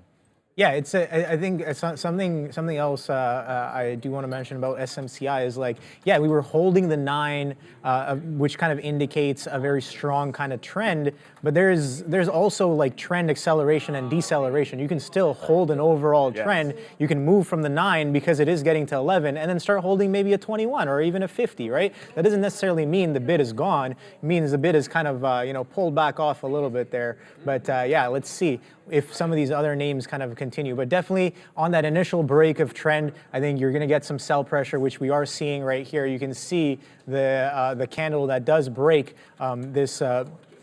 this trend here is quite strong of a dump, the strongest red candle we've seen. But then we pretty much reclaim some of those prices, that 410. So let's see what we're setting up for here. But something that is super strong, Neil, as the rest of the market kind of is a little deciding on what to do, is Google making new highs on the day at 145.75. And yeah, you know what? I didn't really write down today's plan on Google. I was looking for, like I said, I was looking for the long potentially yesterday. Didn't really come in. What? On Google? Boom! You guys heard it here first. Obi is capable of saying Google and not Google. There it is. I mean, we could just shut it all down right now. I'm just going to call it Alphabet from now on. No, man, we shut it down. That's the moment. We've all been waiting for it, and it's just happened. Google is because Goog and Google, two different classes of shares. Class A, Class C. The L does more volume, so traders will trade L, and Obi is just being incredibly thorough by letting you know which one he's trading. So there is actually there's a reason for it, but I'm just saying. Yeah. There's purpose behind the madness. Yeah, it is what it is. I mean, it is still Google, but there's definitely a purpose behind the madness. But it's Google. Super strong. That's the only name I'm really seeing that's breaking high of day here. Maybe other than Apple. But the thing is, Apple has printed these prices and a little bit above in the pre-market. The pre-market highs being 190.55s, and we're printing 190s right now. So it's still Google is the only one on Apple. So last time it broke, there was no size buying above, which when you take a breakout trade, you don't have the benefit of seeing buyers above. Whoa, what is because you're just taking the break, whatever it is. This time, there was a buyer at 3s when it broke, and another one just popped in and took a fill there at 8. Decent size. The guy at 3 is still there, so I'm going to add, hold it, dude, or whomever it is. It could be anybody. That could be an algo. That could be, I don't know, that could be you, Obi. I have no idea. But whoever's at that 03 level, that's what I want to hang on to. I said I would take the break the second time, so I'm in it one more time on Apple. We'll see if it decides to go. Oh yeah, Spirit Airlines. Once again, in the slowest churning move to the upside, Spirit Airlines, when it held VWAP, it took, what is that, like 15, 20 minutes to go to 20s. This time we go long off the higher low, and once again, it takes 15 to 20 minutes to start breaking out again. I don't know why this is so slow when you're like bankruptcy or getting saved. These things are supposed to actually moon, not take half an hour to give you a scalp trade. It's just hella weird. Anyways, that's just what Spirit Airlines is doing. So as that one works, Apple will go 0 for 2 on the breakout trade. The buyers did not hold. That guy at 3, or the order at 3, got filled. So I just punched out once it failed underneath that level. I'm going to take at least a couple more shots at this because I still think the 190, either we get VWAP or I'm looking for longs 190. It has room to 192. I'm not giving it up. The market's still strong with 0.7%. As far as I'm concerned, this is still very much in the pocket for Apple. The longer it consolidates, the more people that have been holding on to it possibly get frustrated. As a day trader with the ability to take multiple trades, you take multiple trades. If you're just sitting there and you can make one trade off Apple on this level, then you could be holding a dip buy. You could hold a consolidation long, give it a little bit more. We have the advantage here to be able to be a little bit more flexible with our trading. And that's one of the reasons I hope you guys like the show. And if you haven't, hola, like and subscribe today. I don't know. I don't know where Cat is. Like, I actually looked back. I'm like, where is Cat? Let's hit the Cat one, because usually I would have done this. Like, subscribe, and share the show that takes you into the heart of the market every day. Nice. Takes you to the heart of the market every day. I mean, the delivery's good, Sharif. I don't know why you're hating on it. We got 2 minutes to go, everybody. 2 minutes to go. Then we're going to throw you guys to the midday where you're going to get your learn on. There was a bonus yesterday with you, Obi. I'm assuming that's not going to be the case today because you're putting in extra work. I'll pop in. I'm still going to pop in at 12 o'clock. We'll do a little bit of a lesson like we always do, give you the real deal. But yeah, you're going to be popping on over to the midday. And then we're back at 2 o'clock. We'll give you the close. I'll step in for Sean in the market recap as always. Oh, and don't forget, the podcast taped yesterday, but it's still dropped tomorrow morning as usual. The podcast, just don't worry. Like, it's there at Saturday morning, regardless of when it gets taped. They could get taped on Wednesday. It's still going to get dropped Saturday morning. So there is a market recap show today, and then the podcast drops tomorrow morning. As the market's trying to go. Sorry, Ash just asked what my out was on saved. So I did. Do not hesitate to ask. I speak too fast sometimes.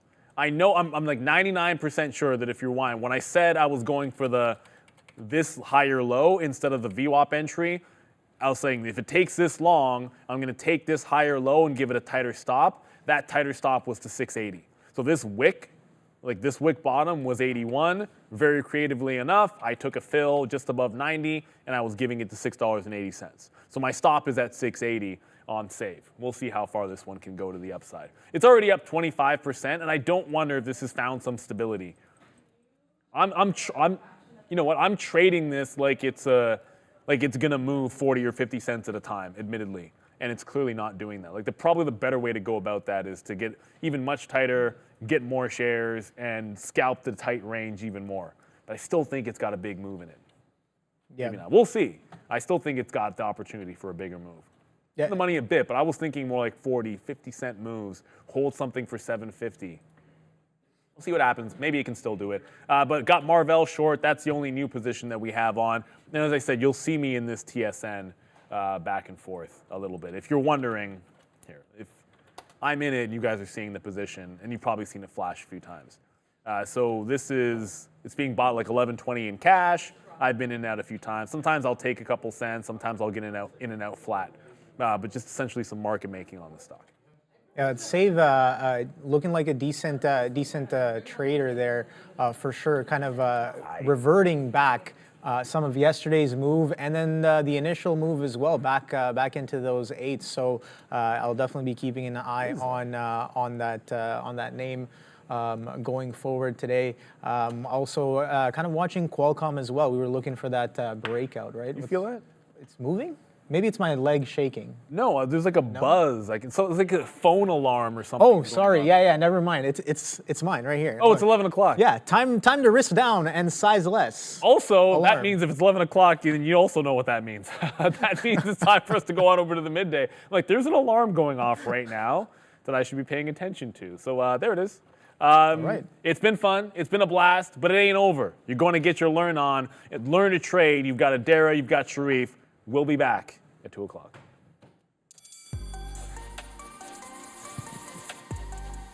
What is up, beautiful people? Welcome to How to Trade. I keep saying learn to trade. That is your girl, Adara.